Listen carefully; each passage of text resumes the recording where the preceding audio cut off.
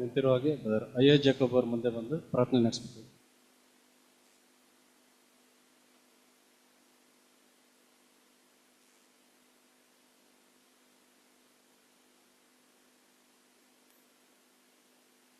ஜெபிக்கலாம்.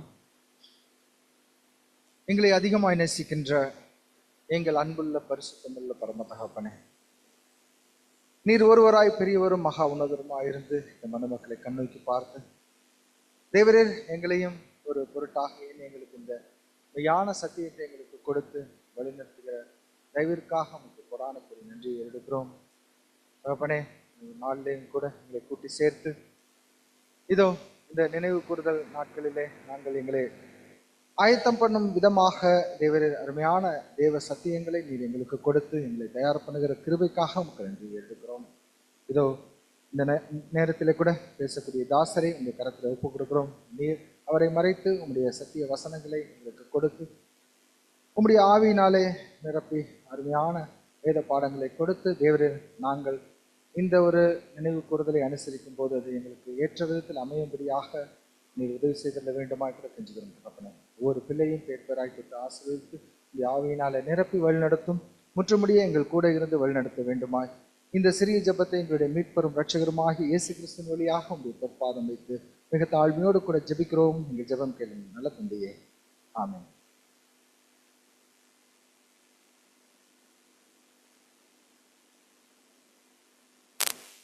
ಇಂದಿನ ವಾಕ್ಯ ಸಂದೇಶಕ್ಕಾಗಿ ಆರಿಸಿಕೊಂಡ ವಾಕ್ಯ ಯೆಶಾಯ 53ನೇ ಅಧ್ಯಾಯ 1-12 ವಚನಗಳು. ಐಸಾಯ 53 chapter from 1 verses to 12 verses. ಇದೇ ಒಂದು ವಾಕ್ಯದ ಆಧಾರದ ಮೇಲೆ ನಮ್ಮ ಮಧ್ಯದಲ್ಲಿರೋಂಥ ಜೇಮ್ಸ್ ಭಾಸ್ಕರ್ ಅವರು ಮುಂದೆ ಬಂದು ದೇವರ ಸಂದೇಶವನ್ನು ಕೊಡಬೇಕಾಗಿ ಕೇಳಿ.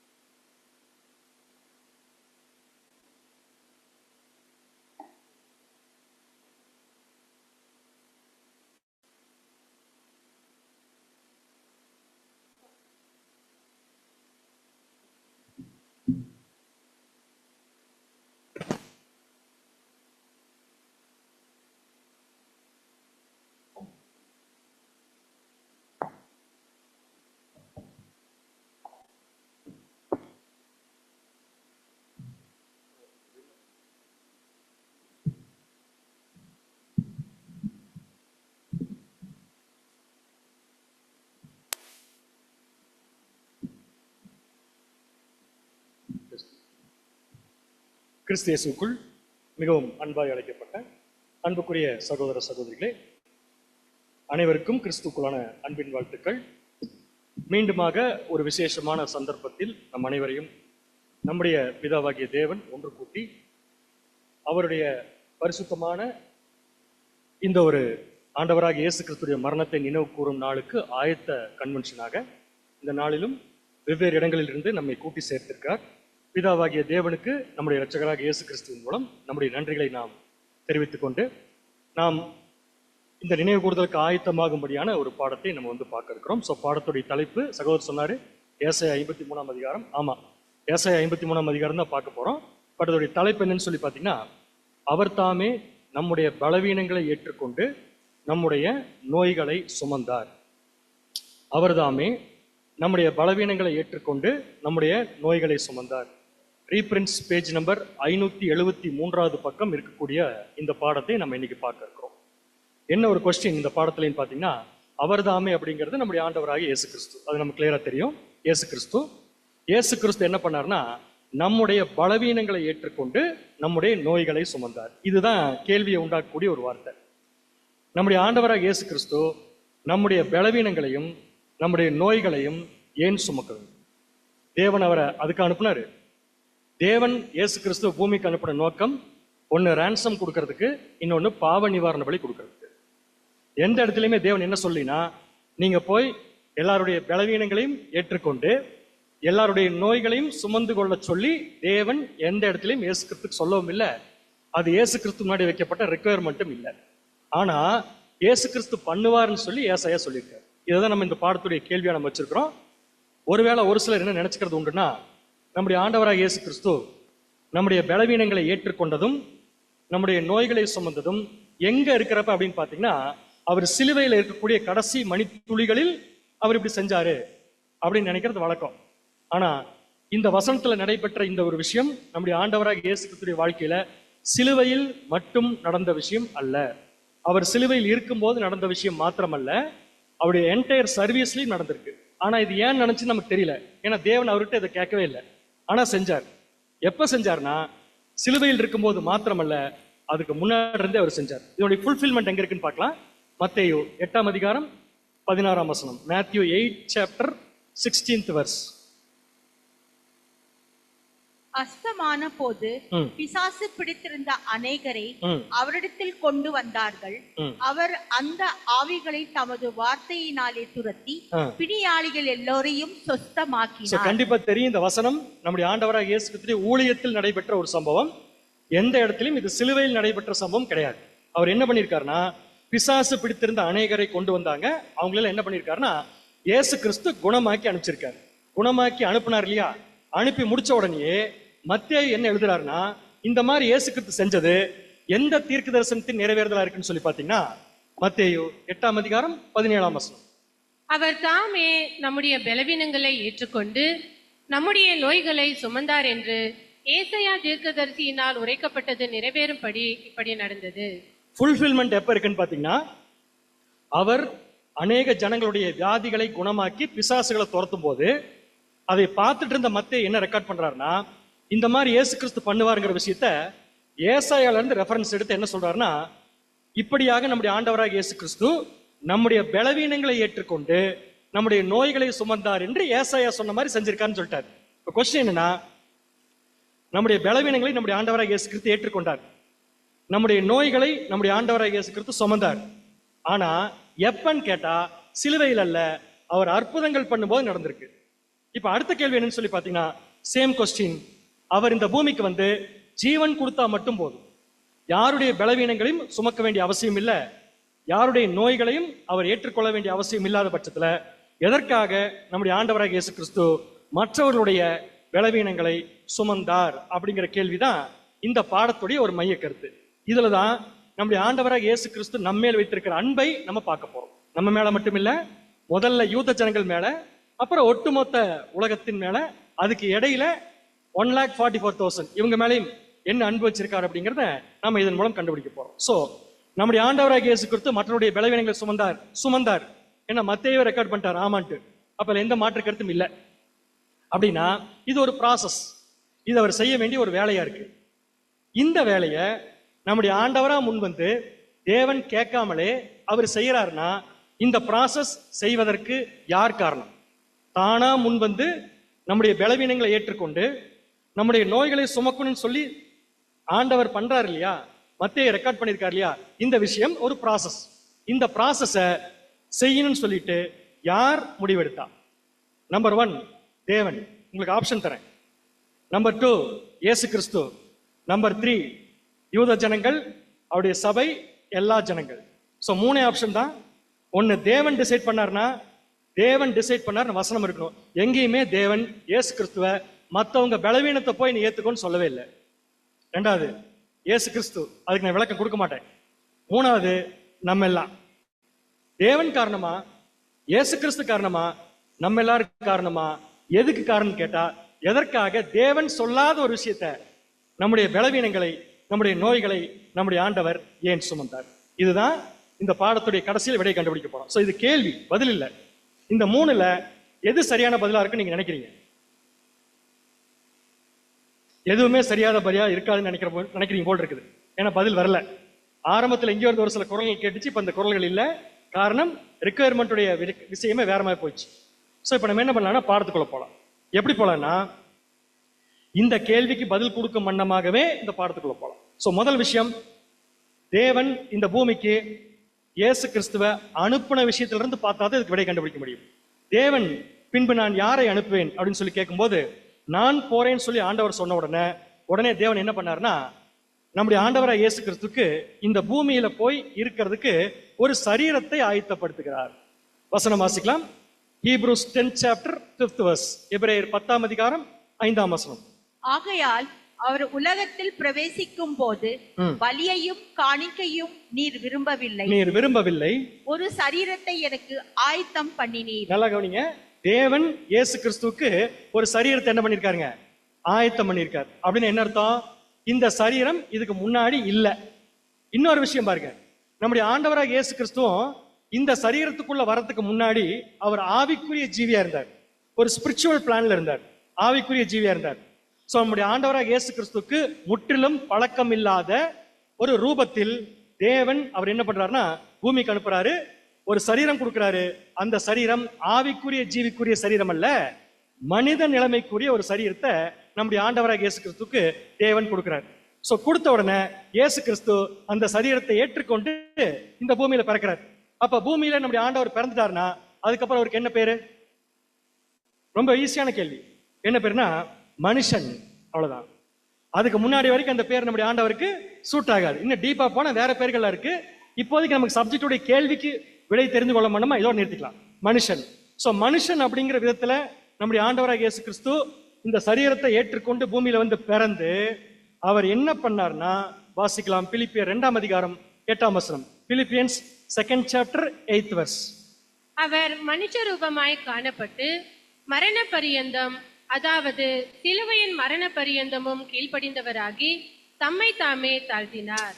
மனுஷ ரூபமாய் காணப்பட்டு, இதுக்கு முன்னாடி இயேசு கிறிஸ்து மனுஷ ரூபமாய் காணப்படல, ஒரு ஆவிக்குரிய ஜீவியா இருந்தார். அந்த நிலைமையிலிருந்து பூமிக்கு வந்து மனுஷ ரூபத்தை எடுத்துக்கொண்டு அந்த ரூபத்திலிருந்து என்னென்ன விஷயங்களை தேவன் அவரை செய்ய சொன்னாரோ அதை பூரா பர்ஃபெக்டா முற்றிலும் கீழ்ப்படிந்து செஞ்சு முடிச்சார். சோ இந்த முழு கீழ்ப்படிதல் நம்முடைய ஆண்டவராக இயேசு கிறிஸ்து தேவனுக்கு காண்பிப்பதற்காக தேவன் கொடுத்த சரீரத்தை ஏற்றுக்கொண்டு அவர் சர்வீஸ் ஸ்டார்ட் பண்ணி சக்சஸ்ஃபுல்லா முடிச்சிட்டார். கேள்வி என்னன்னா, அவர் மனுஷ ரூபமாய் காணப்பட்டிருக்கு இல்லையா, அந்த வார்த்தை நம்முடைய ஆண்டவராக இயேசு கிறிஸ்துவின் வாழ்க்கையில் எந்த பகுதியில் நடைபெற்றது? மனுஷ ரூபமாய் அப்படிங்கிற வார்த்தை நம்முடைய ஆண்டவராக இயேசு கிறிஸ்துவின் வாழ்க்கையில எதிலிருந்து கரெக்டா பொருந்தும்? எதிலிருந்து கீழ்ப்படிஞ்சாரோ அதிலிருந்து பொருந்தும். எதிலிருந்து கீழ்ப்படிஞ்சாரு? ஞானஸ்தானம். சோ ஞானஸ்தானம் எடுக்கும் போது நம்முடைய ஆண்டவராக இயேசு கிறிஸ்துக்கு வயசு 30. சோ 30 வயசுல தான் அவர் மனித ரூபத்தை என்ன பண்றாரு? அடைகிறார். விளக்கம் வாசிக்கலாம். நான் இங்க போடக்கூடிய விளக்கங்கள் எல்லாமே ரீபிரின்ஸ் பேஜ் நம்பர் 527 இருந்து எடுத்து தமிழ்ல மொழிபெயர்க்கு போடப்படுற விஷயங்கள். சோ அதை படிங்க சிஸ்டர். ஆனால் அதுவரை அவரால் அதை செய்ய முடியவில்லை. ஏனெனில் அந்த 30 ஆண்டுகளாக அவர் மனித பருவத்தை நோக்கி வளர்ந்து வந்தாரே தவிர நியாய பிரமாணத்தின்படி 30 வயதை அடையும் வரை அவர் முழுமையான மனித பருவத்தில் வரவில்லை. அங்கே தன்னை ஒரு முழு மனிதனாக கண்டபோது அவர், அதாவது அர்ப்பணிப்பின் மூலம் மரண பரியந்தம் கீழ்ப்படிந்தவராகி தனது பரிபூரண ஜீவனை முழுமையாக செலவழிக்கும் வகையில் மற்றவர்களுக்காக வாழ்ந்தார். சோ மனித பூரணத்திற்கு அப்படின்னு சொல்ல போனா கரெக்டா தேவன் அவரை என்ன வேலை செய்யணும்னு தீர்மானிச்சாரோ அந்த வேலையை செய்வதற்காக இயேசு கிறிஸ்துக்காக தேவன் ஆயத்தம் பண்ண சரீரத்தை எடுத்துட்டு இயேசு கிறிஸ்து எப்பயிலிருந்து மனுஷ ரூபமாய் காணப்பட்டு கீழ்ப்படுகிறார்னா அட் த ஏஜ் ஆஃப் 30. மறந்துடாதீங்க. சோ இப்ப அட் த ஏஜ் ஆஃப் 30 நம்முடைய ஆண்டவராக இயேசு கிறிஸ்து மேனா, பர்ஃபெக்ட் மேனா.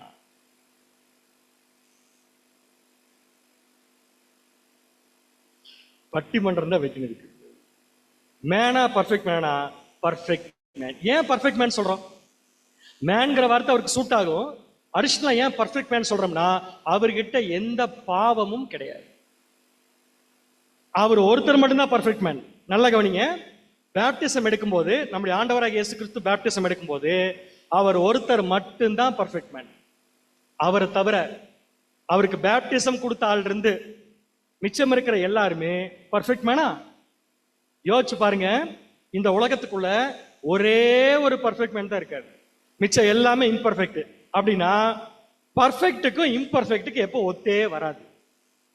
பர்ஃபெக்ட்னஸ்க்கும் இம்பர்ஃபெக்ட்னஸ்க்கும் ஒத்து வராது. இம்பர்ஃபெக்ட்னஸ் பர்ஃபெக்ட் ஆகிறதுக்கு ட்ரை பண்ணும். சோ இப்ப நம்முடைய ஆண்டவருடைய இயேசு கிறிஸ்துடைய வாழ்க்கை எடுத்தோம்னா அவர் ஒருவர் மட்டுமே பர்ஃபெக்ட் மேன். இப்ப நம்ம கேட்க வேண்டிய கேள்வி, பர்ஃபெக்ட் மேனா இருக்கிற நம்முடைய ஆண்டவராக இயேசு கிறிஸ்துக்கும் பர்ஃபெக்ட்னஸ்ல இல்லாத மற்ற மனுஷங்களுக்கும் ஒரு வித்தியாசம் இருந்திருக்காதா? கட்டாயமா இருந்திருக்கும். 2 விஷயத்துல வித்தியாசம் இருந்திருக்கும்.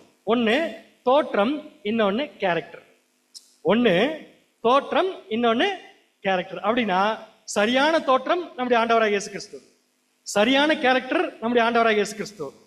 மற்ற எல்லாருக்குமே அந்த சரியானங்கிற வார்த்தை பொருந்தாது.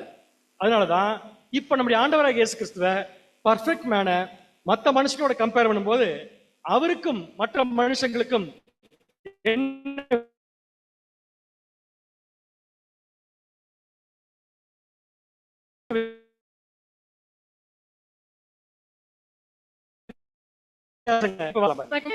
அடிமைப்பட்டு அழிவு, மரணம் என்னும் பிணைப்பின் கீழ் தவிக்கும் ஆதாமின் சந்ததியினர் பெற்றிராத ஒரு உன்னத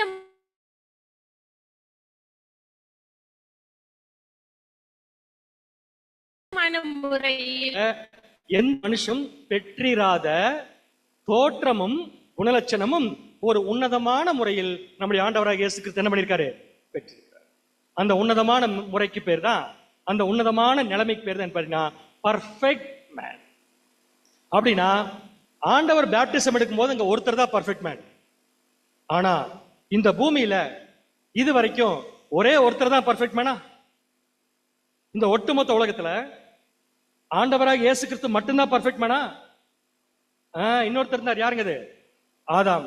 அப்படின்னா அவர் முந்தின ஆதாம், இவர் பிந்தினாதாம். ஏன்? ரெண்டு பேருமே எதில் தான் இருந்தாங்க? Perfect man. கிளியருங்களா? பர்ஃபெக்ட் மேன் இருந்தாங்க. அப்படின்னா ஆண்டவராக இயேசு கிறிஸ்து பேப்டிசம் எடுக்கும்போது அவருடைய தோற்றமும் அவருடைய கேரக்டரும் ஈக்குவல் டு ஆதாம் ஏதேன் தோட்டத்துல பாவம் செய்யறதுக்கு முன்னாடி இருந்த தோற்றத்திற்கும் கேரக்டருக்கும் ஈக்குவல். அடுத்த கேள்வி, எதற்காக ஆண்டவருக்கு தேவன் இப்படி படைச்சாருங்கிறதுக்கு பதிலா ஆதாம தேவன் என்ன காரணத்துக்காக பர்ஃபெக்டா, அதாவது தோற்றத்திலையும் சரி கேரக்டர்லயும் சரி, ஏன் பாவம் இல்லாத அந்த பர்ஃபெக்டான நிலைமையில அவரை படைச்சார்? அதுக்கு ஒரே காரணம் தான். Hebrews 2nd chapter 7th verse, எபிரேயர் 2ஆம் அதிகாரம் 7ஆம் வசனம்.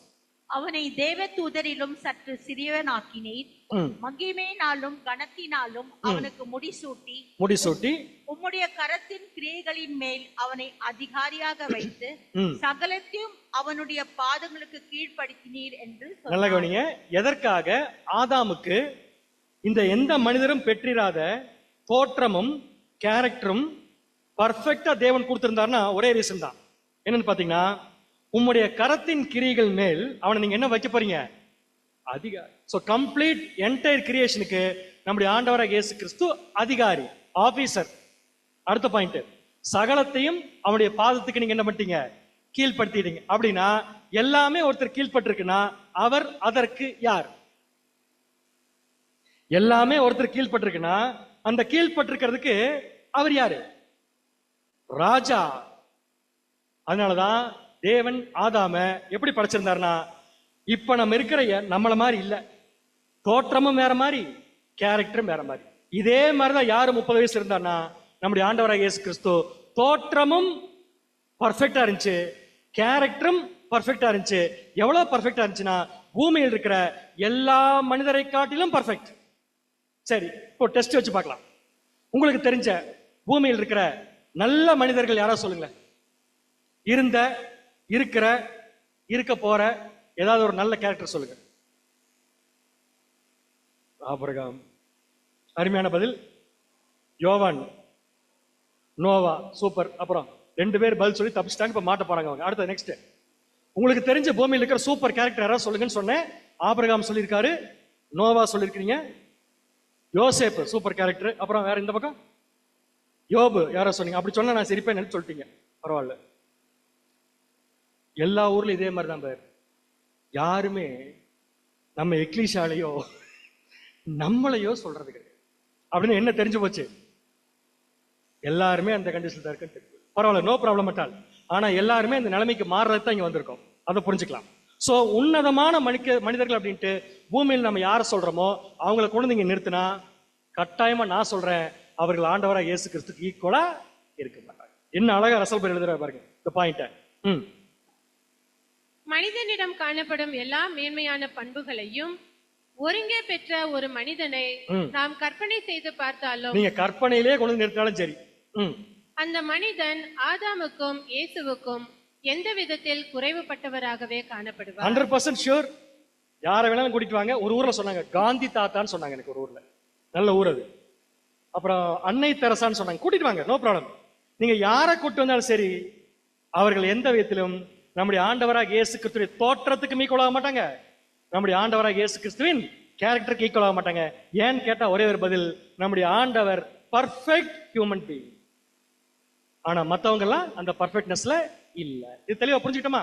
எதுக்காக இந்த பாடத்துக்குள்ள போயிருக்கோம்?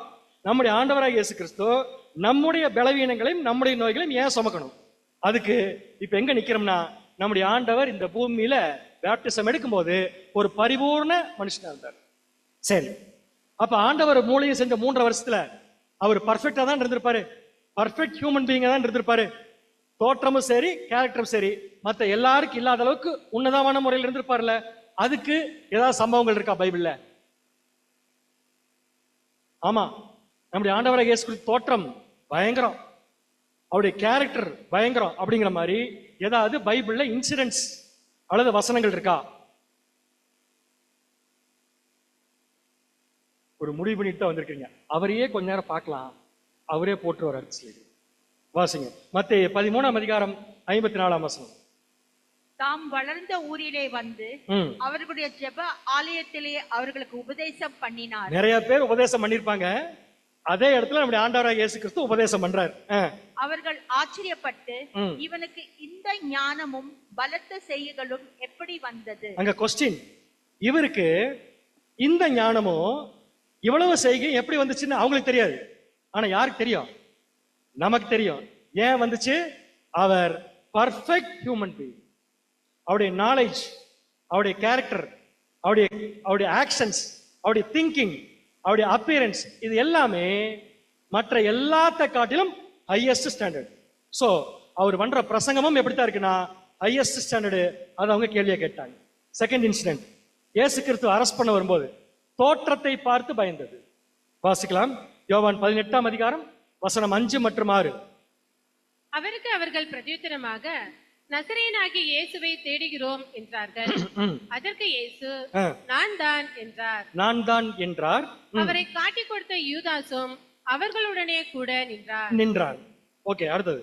நான் தான் என்று அவர் அவர்களிடத்தில் சொன்னவுடனே அவர்கள் பின்னிட்டு தரையிலே விழுந்தார்கள். நான் தான் சொன்ன உடனே பின்னிட்டு என்ன பண்ணிட்டாங்க? சோல்ஜர்ஸ் இல்ல, அவங்க எல்லாம் காவலாளிகள் என்ன பண்ணிட்டாங்கன்னா பின்னிட்டு தரையில என்ன பண்ணிட்டாங்க? விழுந்துட்டாங்க. அப்படின்னா பயப்படாம விழுகிறதுக்கு வாய்ப்பு இல்லை. எதை பார்த்து பயந்துருக்கணும்? அவருடைய தோற்றம். நான் ஒத்துக்கிறேன் பேர், ஆனா சில பேர் ஒத்துக்க மாட்டாங்க. தோற்றத்தை பார்த்தாலும் விழுகலிங்கம்பாங்க. நான் என்ன சொல்றேன்னா, தோற்றத்தை கூட ஒரு பக்கம் வச்சிருங்க. அடுத்த கொஸ்டின், அந்த தைரியம் யாரை பார்த்து ஏற்றிருக்கீங்க? நான் தான் அது அப்படின்னு இது வரைக்கும் யாருமே சொன்னதில்லை. ஆனா இவர் சொல்லும் போது இவர் சொல்ற விதத்தை பார்த்து அத்தனை பேருக்கு பயம் வருது.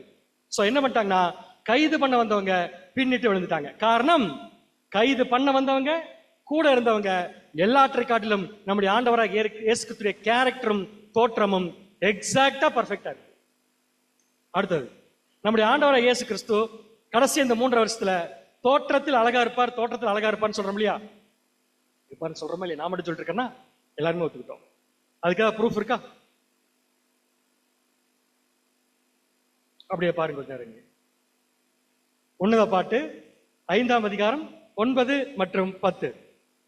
ஸ்திரீகளுக்குள் ரூபவதியே, மற்ற நேசரை பார்க்கிலும் உன் நேசர் எதினால் விசேஷித்தவர். சபையே அழகு, சபையே அழகு. சபை எப்படிப்பட்ட அழகுன்னா, ஸ்திரீகளுக்குள் ரூபவதி. உலகத்தில் இருக்கிற எல்லா ஜனங்களை காட்டிலும் 1,44,000 அழகு. சோ அந்த அழகை பார்த்து ஒரு கொஸ்டின் கேட்டா எப்படி இருக்கும்? உன் நேசர் அது யாரு? நம்முடைய ஆண்டவராக இயேசு கிறிஸ்து எப்படிப்பட்டவர்னு கேட்டா அதுக்கு நம்ம பதில் சொல்லுது. வாசிங்க. நீ இப்படி எங்களை ஆணையிட, மற்ற நேசரை பார்க்கிலும் உன் நேசர் எதினால் விசேஷித்தவர். கொஸ்டின் கேக்குறாங்க, எப்படி உங்க ஹஸ்பண்ட் மட்டும் எல்லாத்தோட ஸ்பெஷல்? என் நேசர் வெண்மையும் சிவப்புமானவர். என் நேசர் எப்படிப்பட்டவர்? வெண்மையும் சிவப்புமானவர். அடுத்தது, 10,000 பேர்களில் சிறந்தவர். 10,000 பேர்ல எங்க ஹஸ்பண்ட் மட்டும்தான் சிறந்தவர். கரெக்டுங்களா? அப்படின்னு என்ன அர்த்தம்? நீங்க 10,000 பேர்த்த கூட்டிட்டு வந்து நிறுத்தினாலும் அந்த ஒருத்தருக்கு என்ன ஆகாது? ஈக்குவல். இது ஒரு பாயிண்ட். அடுத்த பாயிண்ட்டுக்கு நேரடியா வந்துடுறேன். ஒருத்தர் அழகா இருக்காருன்னு எதை வச்சு சொல்லலாம்? சொல்லக்கூடாது இல்லையா? யாரும் சொன்னீங்க, கரெக்ட். ஒருத்தர் அழகா இருக்காருன்னு எதை வச்சு சொல்லலாம்? ஃபேஸ் பார்த்து சொல்லலாம். கரெக்ட். உங்க பாயிண்ட்டுக்கு நான் வந்துடுறேன். ஒருத்தர் ஃபேஸ் ரொம்ப அழகா இருக்கு, ஆனா வாயில பேசுற வார்த்தை பூரா கெட்ட வார்த்தை. மாத்திராங்க. அப்படியே இந்த வாய் மாத்தி உடனே கேரக்டர் மாத்தி. அப்படின்னா அழகு அப்படிங்கிறது வெளிப்புற தோற்றத்தில் மாத்திரம் கிடையாது. அழகுங்கிறது வெளிப்புற தோற்றத்தில் மாத்திரம் கிடையாது. இந்த பொண்ணு இங்க சொல்லுது 10,000 பேர்ல சிறந்தவர்னா அது வெறும் தோற்றத்தில் மாத்திரம் கிடையாது. தோற்றம் அழகா இருக்கிறதுக்கு அடிப்படை காரணம் என்னன்னா உள்ள இருக்கிற நல்ல எண்ணங்கள். இது கூட தமிழ்ல ஒரு பழமொழி சொல்லுவாங்க. எத்தனை பேருக்கு பழமொழி தெரிஞ்சு இப்ப கண்டுபிடிச்சிருக்கேன். என்ன பழமொழி சொல்லுங்க? அகத்தின் அழகு எங்க தெரியும்? முகத்து. அகம் அசிங்கமா இருக்குன்னு எங்க தெரிஞ்சிடும்? முகத்துல. நீங்க பாத்திருக்கீங்களா சில சமயத்துல கல்யாணத்துல மாப்பிள்ளை மேக்கப் போட மாட்டாங்க, பொண்ணு கண்டிப்பா மேக்கப் போடும். ஒரு சில கல்யாணத்துல பொண்ணு வந்து நிக்கும், நல்லா பழக்கப்பட்ட பொண்ணா தான் இருக்கும், எங்களுக்கு எல்லாம் தெரிஞ்ச பொண்ணா இருக்கும். கல்யாணத்துல வந்து பார்த்தா அடையாளமே தெரியாது.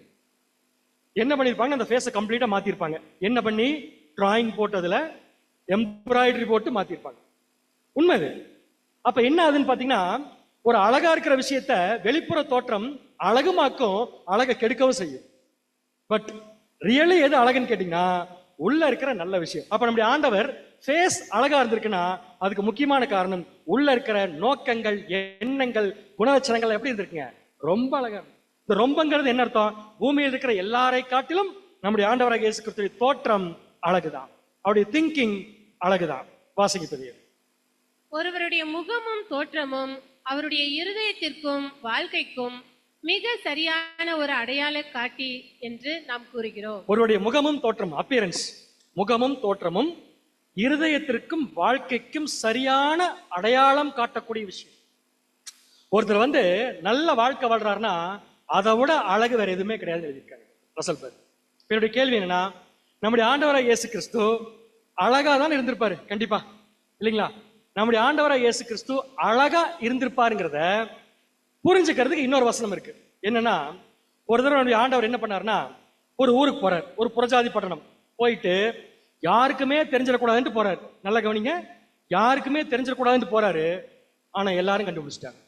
எப்படி கண்டுபிடிச்சாங்கிறத கேள்வி. முதல்ல வசனத்தை வாசிக்கலாம். மார்க் 7ஆம் அதிகாரம் 24ஆம் வசனம்.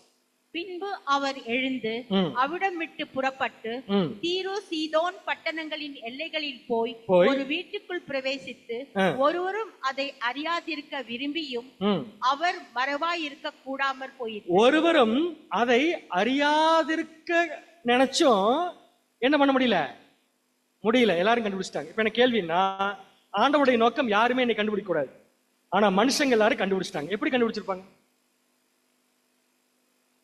அவருடைய வார்த்தை, அவர் ஒண்ணுமே பேசல, அவர் போய் இந்த இடத்துல யாருக்கு தெரியாம இருக்குன்னு நினைச்சிருக்காரு. எப்படி கண்டுபிடிச்சிருப்பாங்கன்னா, இந்த மாதிரி தோற்றம் உடைய ஒரு மனிதர் இதுக்கு முன்னாடி என்ன பண்ணிருக்க மாட்டாங்க, கண்டிப்பா பார்த்திருக்க மாட்டாங்க.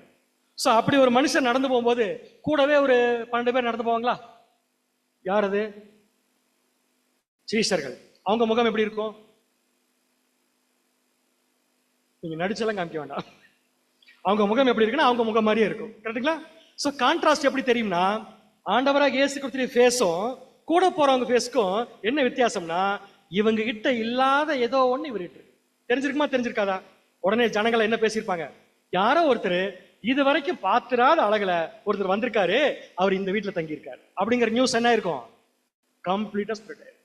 அப்படின்னா இயேசு கிறிஸ்து அவருடைய பர்ஃபெக்டான நேச்சர்ல தன்னுடைய அழகையும் தன்னுடைய கேரக்டரையும் யார்கிட்டையுமே அவர் மறைக்க நினைச்சாலும் மறைக்க முடியல. சோ உலகத்திலேயே அழகானவர் யார்? கடைசி கொஸ்டின், உலகத்தில் அழகானவர் யார்? என்ன பயம்னா, நாங்கன்னு சொன்னா தப்பா நினைச்சுக்கோறோன்னு பயந்துருக்கீங்க. நம்ம கண்டிப்பா கிடையாது. நம்ம அழகாகணும். ஸ்திரீகளுக்குள் நம்ம ரூபவதி தான், ஆனா இப்ப இல்ல. ஆனா உலகத்திலே அழகானவர் யாருன்னு பார்த்தீங்கன்னா நம்முடைய ஆண்டவராகிய, இப்பதான் ஒரு சீரியஸ் பாயிண்ட்ல போவோம். வசனம் வாசிக்கலாம். 45ஆம் சங்கீதம் 2ஆம் வசனம். எல்லா மனுபுத்திரரிலும் நீர் மகா சௌந்தரியம் உள்ளவர். இந்த ஒரு பாயிண்ட் போதும். எல்லா மனுபுத்திரரிலும் நம்முடைய ஆண்டவராகிய இயேசு கிறிஸ்து எப்படிப்பட்டவருங்க? மகா சௌந்தரியம். சோ இப்ப எல்லாருமே உட்கார்ந்து இருக்கிற எல்லாருமே ஒரு பாயிண்ட் என்ன ஒத்துக்கிறோம்னா, நம்முடைய ஆண்டவராகிய இயேசு கிறிஸ்து மாதிரி அழகானவங்க யாருமே கிடையாது. ஒத்துக்கிறோமா? சரி, இப்ப அடுத்த கொஸ்டின். இன்னொருத்தர் இருக்கிறார், யாருக்கு? அது இம்பர்ஃபெக்ஷன். அந்த அழகுக்கு ஒரு லிமிடேஷன் இருக்கு, பட் இந்த அழகுக்கு அது ஈக்குவலாக. அதான் சொன்னேன், மனுபுத்திரரில்ங்கிற பாயிண்ட்டை யூஸ் பண்ணோம். மனுஷங்களையே அழகு நம்முடைய ஆண்டவராகிய இயேசு கிறிஸ்து. ஓகே, அடுத்த வசனம். ஏசாயா 52ஆம் அதிகாரம் 14ஆம் வசனம்.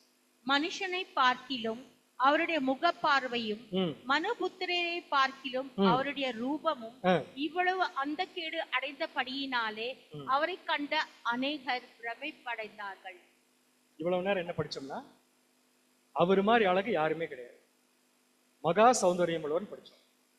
இப்ப ஏசாயா என்ன சொல்றாருன்னா, அதே நம்முடைய ஆண்டவராக இயேசு கிறிஸ்து என்ன சொல்றாருன்னு பாத்தீங்கன்னா, மனுஷனை பார்க்கிலும் அவருடைய முகப்பார்வையும், எல்லா மனுஷரை பார்க்கிலும் அவருடைய முகப்பார்வையும், மனுபுத்திரரை பார்க்கிலும் அவருடைய ரூபமும் இவ்வளவு அந்த கேடு அடைந்தபடினாலே அவரை கண்ட அநேகர் என்ன பண்ணாங்களாமா? இந்த வசனம் சொல்லுது, அவர் இருக்கிறதுலயே எல்லாத்தோட தோற்றத்தில் அசிங்கமானவர். இவ்வளவு நேரம் படிச்சது இருக்கிறதுலயே எல்லாத்திலையும் தோற்றத்தில் அழகானவர். அவர் அழகானவரா அழகில்லாதவரா? அழகானவர் தான். அப்ப ஏசாயா என்ன சொல்ல வர்றாரு?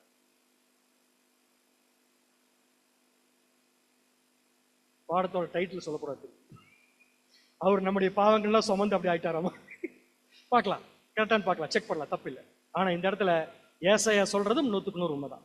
சில பேர் என்ன நினைக்கிறது உண்டுன்னா, இந்த சம்பவம் ஒரு பர்டிகுலர் டைம்ல நடந்திருக்கும், அந்த பர்டிகுலர் டைம்ல அவர் ஃபேஸ் என்ன இருக்கும், ரொம்ப மோசமா இருக்குன்னு பார்த்தா அதுக்கு வாய்ப்பு இல்லை. இங்க அந்த கேடு அடைஞ்சுன்னு சொல்லி போட்டிருக்கு இல்லையா, அதோடைய இங்கிலீஷ் வேர்டு, எல்லா இங்கிலீஷ் பைபிளையும் இருக்கக்கூடிய ஒரே வார்த்தை மேர்டு. மேரிட் இல்ல, மேர்டு. இந்த மேர்டுங்கிற வார்த்தைக்கு என்ன அர்த்தம் கொடுக்குறான்னு பாத்தீங்கன்னா, அழகா இருக்கிற ஒன்ன அசிங்கப்படுத்துறது. இந்த வசனத்துல நல்லா கவனிச்சு பாருங்களேன். அநேகர் பிரமிப்படைந்தார்கள் போட்டிருக்கு. அநேகர் பிரமிப்படைந்தார்கள். ஏற்கனவே அசிங்கமா இருக்கிற ஒருத்தர் மேலும் அசிங்கமானா யாராவது பிரமிப்படைவாங்களா? கேள்வி புரியுது நினைக்கிறேன் நிறைய பேருக்கு. ஏற்கனவே ஒருத்தர் பார்க்கறதுக்கு நல்லாவே இல்லை, அவர் மேலும் நல்லா இல்லாம போனா அவரை பார்த்து எல்லாரும் பிரமிப்படைவாங்களா? கண்டிப்பா இல்லை. அப்படின்னு என்ன அர்த்தம்? நம்முடைய ஆண்டவராக இயேசு கிறிஸ்து ரொம்ப அழகா இருந்திருக்காரு, ஆனா அவர் அழகு சீர் குலைஞ்சிருச்சு. அதை பார்த்து அநேகர் என்ன பண்ணிருக்காங்க, பயங்கரமா செதஞ்சு போச்சுன்னு சொல்லி ஏசாயா சொல்றார். இதுக்கு 2 காரணங்கள் சொல்லலாம். ஏற்கனவே படிச்சோம், அழகுங்கிறது அப்பியரன்ஸ்லயும் இருக்கு, அழகுங்கிறது கேரக்டர்லயும் இருக்கு. இப்ப அப்பியரன்ஸ் நம்முடைய ஆண்டவரோடது அசிங்கமா போயிருக்குமான்னு சொல்லி பார்த்தா போயிருக்கலாம். ஏன்னு கேட்டீங்கன்னா, அதை அவர்கள் சிதைத்தார்கள். பட் ரசல்பர் சொல்ற பாயிண்ட் என்ன, அவரை நீங்க என்ன சிதைச்சாலும் அவருடைய அழகு போகாது. வாசிக்கலாம் பாரு. இது முட்கள், ஆணிகள் மற்றும் துக்கங்களால் அவருடைய அழகு சிதைக்கப்பட்டதை குறிக்கலாம். அவருக்கு அழகே இல்லை என்றால் அது சிதைக்கப்பட வாய்ப்பில்லை. சோ முதல் பாயிண்ட் என்ன சொல்றாருன்னா, ஒருவேளை இந்த அழகு கெட்டு போனதுக்கு மனுஷரை பார்க்கிலும் அவருடைய முகமானது ரொம்ப அந்த கேடு அடைஞ்சிருச்சுன்னு சொல்லி படிச்சோமே, அதுக்கு காரணம் என்னவா இருக்கலாம்னா, முட்கள் மற்றும் ஆணிகளால் அவருடைய முகத்தை என்ன பண்ணிருக்கலாம், தொலைச்சிருக்கலாம். ஓகே, பண்ணிருக்கலாம். அதை கூட ஏசாயா என்ன சொல்லிருக்கலாம், அவருடைய முகமானது அந்த கேடு அடைஞ்சு சொல்லிருக்கலாம். பட் அந்த அளவுக்கு ஆகுமான்னு பார்த்தா ஆகாது. தொடர்ந்து வாசிங்க. மாறாக அவருடைய முக தோற்றமும் ரூபமும் எவ்வளவு பூரணமாய் இருந்ததோ அவ்வளவாய் அது சிதைக்கப்படவும் கூடும். எனவே அவர் முற்றிலும் அழகானவராக இருந்திருந்தால் மற்றவர்களை விட அதிகமாக சிதைக்கப்பட அவரிடம் அதிக அழகு மற்ற எல்லாத்தோட சிதைக்கப்பட்டிருக்காரு. மற்ற எல்லாத்தோட அவர் எப்படி இருந்திருக்கணும், அழகா இருந்திருக்கணும். அடுத்தது நெக்ஸ்ட்ங்க. அப்படி சிதைக்கப்பட்ட பிறகும் கூட அவர் தோற்றத்தில் மற்றவர்களுக்கு தாழ்ந்தவராக இருந்திருக்க மாட்டார். என்னால் இந்த கருத்தை 100% ஏத்துக்க முடியுது. என்னதான் நீங்க இயேசு கிறிஸ்துவின் முகத்தை கஷ்டப்பட்டு முட்கள் வச்சு குத்துனா கூட, கண்டிப்பா சொல்றேன், மற்ற மனுஷரை காட்டிலும் அவர் பார்க்கறதற்கு அலங்கோலமா இருக்க மாட்டார். ஏசாயா சொன்ன மாதிரி அந்த கேடு அடைந்திருக்க மாட்டார். அப்படின்னா ஏசாயா சொன்ன நம்முடைய ஆண்டவராக இயேசு கிறிஸ்துவின் முகம் மனுபுத்திரரை பார்க்கிலும் அந்த கேடு அடைஞ்சிருக்குன்னு சொல்றாரு. அது எதுவா இருக்கலாம்னா, இன்னொன்னு படிச்சோம் இல்லையா, R it may refer to his character. நம்முடைய ஆண்டவராக இயேசு கிறிஸ்துவின் உள்ளான குணங்கள், குணலட்சணங்கள் சேதப்பட்டிருக்கலாம். அது கூட ஒரு காரணமா இருக்கும். இப்ப நமக்கு என்ன கேள்வி வந்துடும் அப்படின்னா, இயேசு கிறிஸ்துடைய குணலட்சணங்கள் சிதைக்கப்பட்டுச்சா? நெவர். அவருடைய குணலட்சணங்கள் அவர்கிட்ட இருக்கிற மாதிரி யார்கிட்டயுமே இருக்காது. ஆனா அவருடைய குணலட்சணங்கள் சிதைக்கப்பட ஒரு வாய்ப்பு இருக்கு. எப்படின்னு கேட்டா, அதுதான் மேர்டு. சோ மேர்டுன்னு என்ன அர்த்தம் பார்த்தோம், ஏற்கனவே இருக்கிற ஒண்ண, அழகா இருக்கிற ஒண்ண அசிங்கமாக்குற ப்ராசஸ், சிதைப்பது. அப்படின்னா இயேசு கிறிஸ்துவின் குணலட்சணங்கள் ரொம்ப சூப்பரா இருக்கு, அது செதஞ்சு போறதுக்கு வாய்ப்பே இல்லை. அப்படின்னா ஏசாயா எப்படி சொல்லியிருப்பாருன்னா, அவருடைய குணலட்சணங்கள் அப்படியே தான் இருக்கு, ஆனால் அந்த குணலட்சணங்களை இஸ்ரேல் ஜனங்கள் பார்த்த பார்வை இருக்கு இல்லையா, அது ரொம்ப கேவலமா இருந்துச்சு. இஸ்ரேல் ஜனங்கள் பார்த்த பார்வை ரொம்ப கேவலமா இருந்து, அவங்க பார்வையிலேயே நம்முடைய ஆண்டவராக இயேசு கிறிஸ்துடைய குணலட்சணங்கள் முறைகேடான குணலட்சணங்களாக பார்க்கப்பட்டது. மாற்றப்பட்டதல்ல, முறைகேடான குணலட்சணங்களாக பார்க்கப்பட்டது. இப்படி பார்க்கறதுக்கு வாய்ப்பு இருக்கு ஐயா. ஒரு உதாரணம் சொல்றேன் உங்களுக்கு. பரிபூர்ண தோற்றம் வெர்சஸ் சீர்கெட்ட பார்வை, ரெண்டுக்கு விளக்கம் சொல்றேன். பரிபூர்ண தோற்றம் யார்கிட்ட இருக்குன்னா, நம்முடைய ஆண்டவராக இயேசு கிறிஸ்து பரிபூர்ணமான தோற்றம். இப்பதான் படிச்சோம், சூப்பர் அழகு. ரெண்டாவது, அவரை பார்த்த ஜனங்கள்லாம் எப்படி இருந்தாங்க, சீர்கெட்ட பார்வை பார்த்தாங்க. அப்படின்னா சீர்கெட்ட பார்வையோட, நான் சொல்றது உங்களுக்கு புரியுது இல்லையா? சீர்கெட்டு போன பார்வையோட ஒரு பரிபூர்ண மனுஷனை பார்த்தா அந்த மனுஷன் பரிபூர்ணமா தெரிவாரா, அசிங்கமா தெரிவாரா? கண்டிப்பா அப்படிதான் தெரியும். தெரியுமா? ஏன் தெரியுமா? இவங்க எண்ணத்துல அவர் சரியில்லாதவர். நமக்கே பாருங்க, எக்ஸாம்பிள் சொல்றேன். நம்ம எக்லீஷால யாரோ ஒருத்தர் பிடிக்கல, இது பேட் எக்ஸாம்பிள், இப்படி யாரும் இருக்கக்கூடாது. பிடிக்கல, அவர் நல்ல கன்வென்ஷன் கோட் ஷூட் போட்டு வந்து நிக்கிறார். நாம அவர் பார்க்கிறோம், அவர் அழகா இருப்பாரா? அழகா இருப்பாரு. அவர் ஆக்சுவலா அழகா தான் இருப்பாரு. எனக்கு கோட்டெல்லாம் போட்டு நல்லா பவுடர் எல்லாம் போட்டு எல்லாம் போட்டு வந்து நிக்கிறாரு. கண்டிப்பா அழகா இருக்க மாட்டார். மற்ற ஜனங்களுக்கு அழகா தெரியலாம், நம்முடைய பார்வை சரியில்லாதனால எவ்வளவு அழகா வந்தாலும் அவர் நம்ம பார்க்கிற பார்வை எப்படி தோணும்னா, எப்படி வந்து நிக்குது பாரு. இது காரணம் அவரா? இது காரணம் யாருங்க? நம்முடைய பார்வை சரியில்லை. அப்படின்னா ஏசாயா வசனத்தை எப்படி படிச்சிடக்கூடாதுன்னா இப்படி படிச்சிடக்கூடாது. Washing sister. முகம் அந்த கேடு அடைந்தது என்பது சரியல்ல, அவரை மற்றவர்கள் பார்க்கும் பார்வையானது அந்த கேடு அடைந்தது, மிகவும் கேவலமாக அவரை பார்த்தார்கள். அதன் மூலம் அவர்கள் பார்வைக்கு இயேசு கிறிஸ்து கேவலமாக காணப்பட்டார். அதன் மூலம் இயேசு கிறிஸ்து அவர்கள் பார்வைக்கு எப்படி இருந்தார் பாத்தீங்கன்னா, மற்ற எல்லா மனுஷரை காட்டிலும் கேடுள்ளவராக இருந்தார். அழகா ரசல்பர்க் கொடுத்த ஒரு கமெண்ட்ரி வாசிக்கிறேன் பாருங்க. உலகம் எவற்றை மதிக்கிறதோ அந்த பண்புகளில் நம்முடைய ஆண்டவராக இயேசு கிறிஸ்து குறைவுபட்டவராகவே காணப்பட்டார். அவங்க என்ன எதிர்பார்த்தாங்களோ அதுல ஆண்டவராக இயேசு கிறிஸ்து எப்படி இருந்தாரு? குறைவா தான் இருந்தாரு. அவர்களுடைய சீர்கட்ட பார்வையில் நம்முடைய ஆண்டவராக இயேசு கிறிஸ்து மகிமையற்றவராகவும் கனமற்றவராகவும் காணப்பட்டார். அதன் மூலம் அவரை பார்க்கக்கூடிய பார்வை சரியில்லாதனால ஜனங்கள் பார்வைக்கு ஆண்டவர் எப்படி இருந்தார்னா, மனுபுத்திரர் எல்லாரை காட்டிலும் அவருடைய முகமானது மற்ற எல்லாத்தோட அந்த கேடு அடைந்திருந்தது. புரிஞ்சவங்களுக்கு? சோ நம்முடைய ஆண்டவராக இயேசு கிறிஸ்து ஒரு நாளும் தோற்றத்தில் குறைவுபட்டவர் அல்ல, ஆனா ஜனங்கள் பார்க்கக்கூடிய பார்வை அப்படித்தான் இருந்துச்சு. இப்ப நம்ம என்ன பண்ண போறோம்? பிராக்டிகல்குள்ள போறோம். பிராக்டிகல் எக்ஸாம்பிள்குள்ள போறோம். இப்ப முதல்ல ரசல்பர்க் போட்ட கமெண்ட்ரி வாசிச்சிடலாம், அப்புறம் மத்ததுக்கு வரலாம். Washing step. சீர்கெட்ட நிலையில் உள்ள மனிதன் தான் பூரணத்துவத்தோடு இருந்ததால் எவை அருவருப்பானதாக தெரிஞ்சிருக்குமோ அந்த பல காரியங்களை வியந்து போற்ற தொடங்கியுள்ளான். அதே போல எவை நல்லவையோ மற்றும் உண்மையான மேன்மை உடையவையோ அவற்றை அவன் இகழ தொடங்கியுள்ளான். புரிஞ்சவங்களுக்கு? English to Tamil direct translation புரிஞ்சுச்சா புரியலையா? நான் எக்ஸ்பிளைன் பண்றேன் பாருங்க. உங்களுக்கு சீர்கெட்ட நிலைமையில் உள்ள மனுஷன் யார சொல்லலாம்? எக்ஸாம்பிள்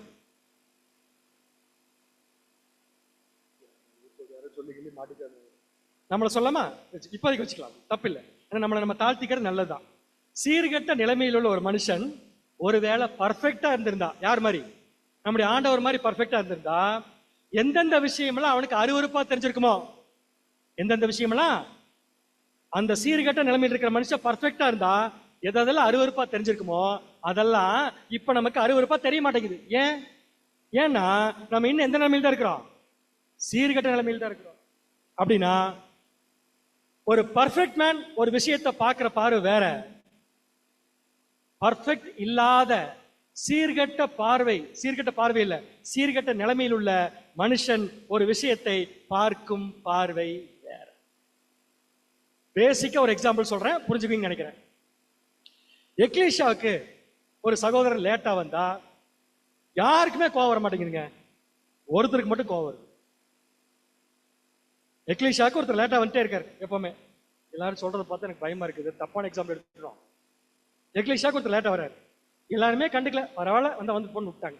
ஒருத்தர் மட்டும் மேபி எல்டர் வச்சுக்கலாம்.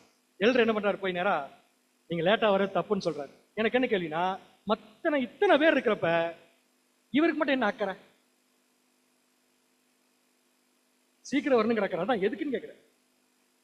எதுக்குன்னா அவர் ஒழுங்குக்கு முக்கியத்துவம் கொடுக்கிறார். சொல்றது புரியுது உங்களுக்கு? அப்படின்னா மற்றவங்க பாக்குறாங்க, ஆனா பார்த்துட்டு அது அவங்களுக்கு பெயினா இல்ல, ஒரு வழி ஏற்படுத்தல. ஒரு சகோதரன் லேட்டா வருது, ஒரு சகோதரி லேட்டா வருது, மற்றவங்களுக்கு பெயின் கொடுக்கல, ஆனா ஒருத்தருக்கு பெயின்ஃபுல்லா இருக்கு. காரணம் சுயநலம் அல்ல, ஒரு ஒழுங்கு கெட்டு போகுது. அப்ப ஒழுங்கு கெட்டு போகக்கூடாதுங்கிற கண்ணோட பார்த்தா லேட்டா வர்றது தப்பத்தான் தெரியும். ஒழுங்க பத்தி அக்கறை இல்லாம பார்த்தா யார் எப்படி வந்தாலும் நல்லா தெரியும். நான் சொல்றது உங்களுக்கு புரியுதா? ஒரு தப்பான விஷயம், ஒரு சரியில்லாத விஷயம், ஒரு முறையில்லாத விஷயம் யார் கண்ணுக்கு முறை இல்லைன்னு தெரியுதோ அவங்க பார்க்கிற பார்வை கரெக்ட். யார் கண்ணுக்கு எப்படி போனா என்னன்னு தெரியுதோ அவங்க பார்க்கிற பார்வை வித்தியாசம் வந்துருச்சா? இன்னொரு எக்ஸாம்பிள் சொல்லட்டுமா?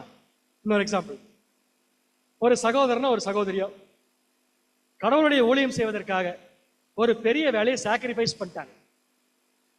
வேலைக்கு போக முடியாம இல்ல, வேலைக்கெல்லாம் போக முடியுது, வேலை செய்ய முடியுது, ஆனா வேலை செய்ய போறதுனால ஊழியம் செய்ய முடியல.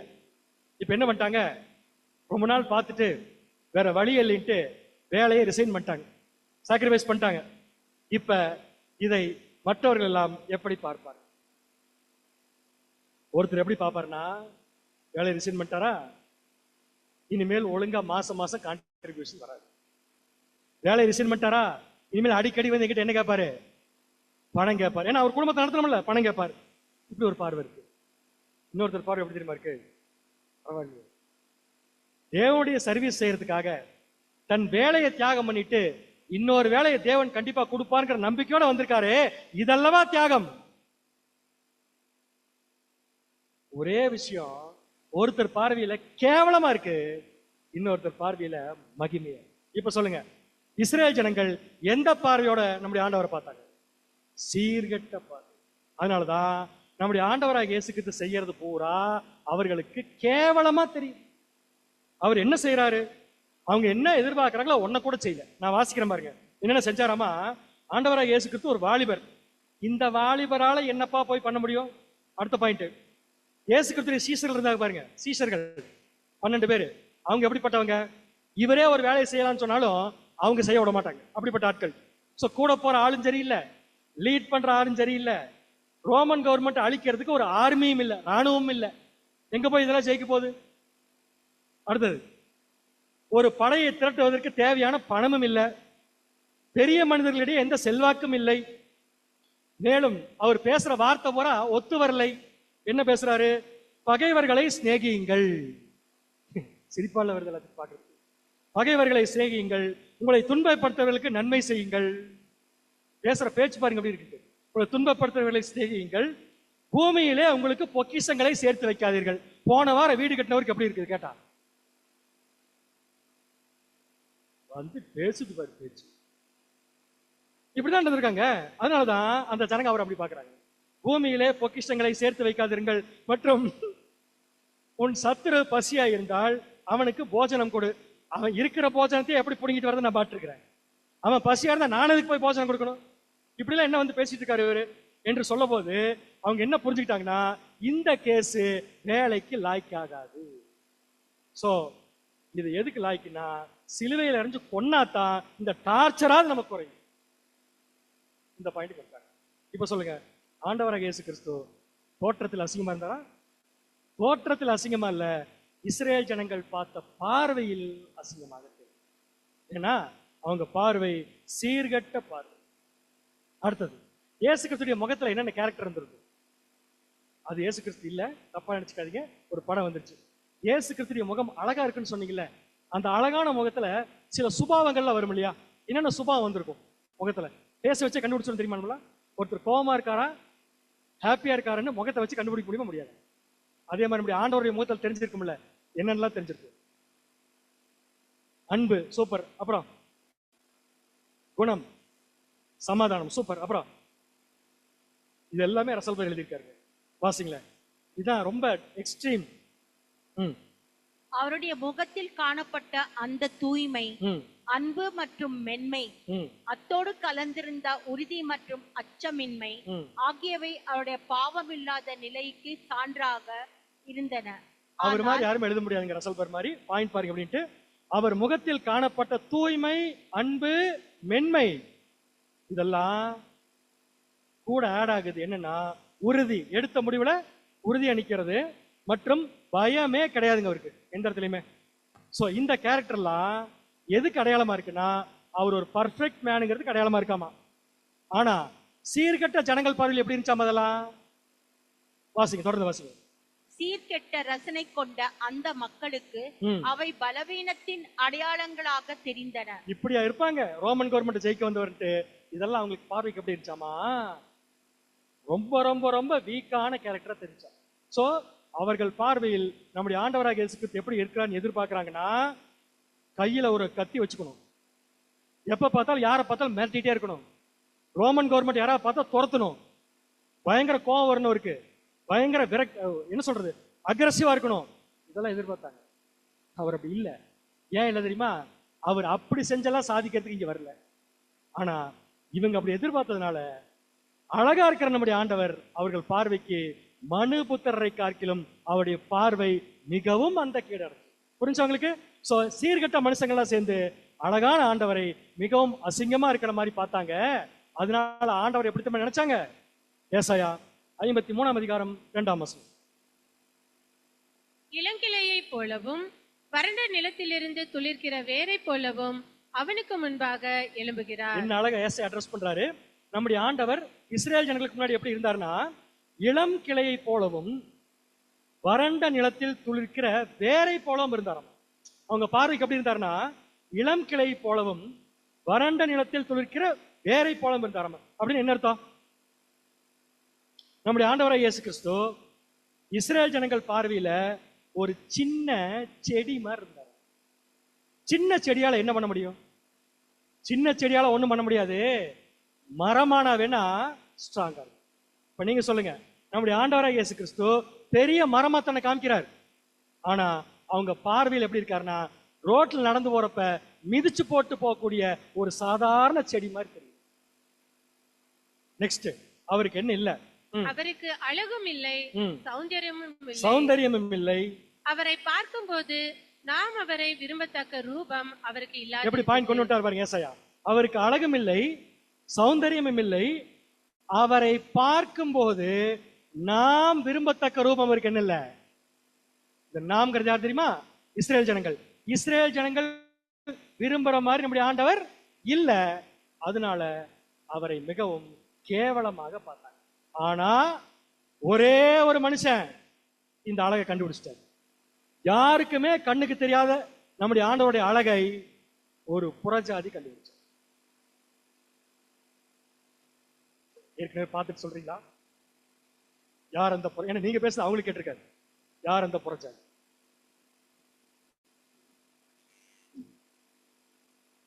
பிலாத்து. சூப்பர். எப்படி பிலாத்துன்னு சொல்றீங்க? எல்லாரும் சொல்றாங்க, நானும் சொல்லிட்டு. என்ன அடிப்படையில் சொன்னீங்க? பிலாத்து கடைசியா இயேசு கிறிஸ்துவை காப்பாத்துறதுக்கு போட்ட பிளான். சூப்பர் பிளானுங்க. உண்மையாலுமே சொல்றேன், இயேசு கிறிஸ்து எது பிளஸ் பாயிண்டா இருக்கு அதை வச்சு பிளான் போட்டார் பிலாத்து.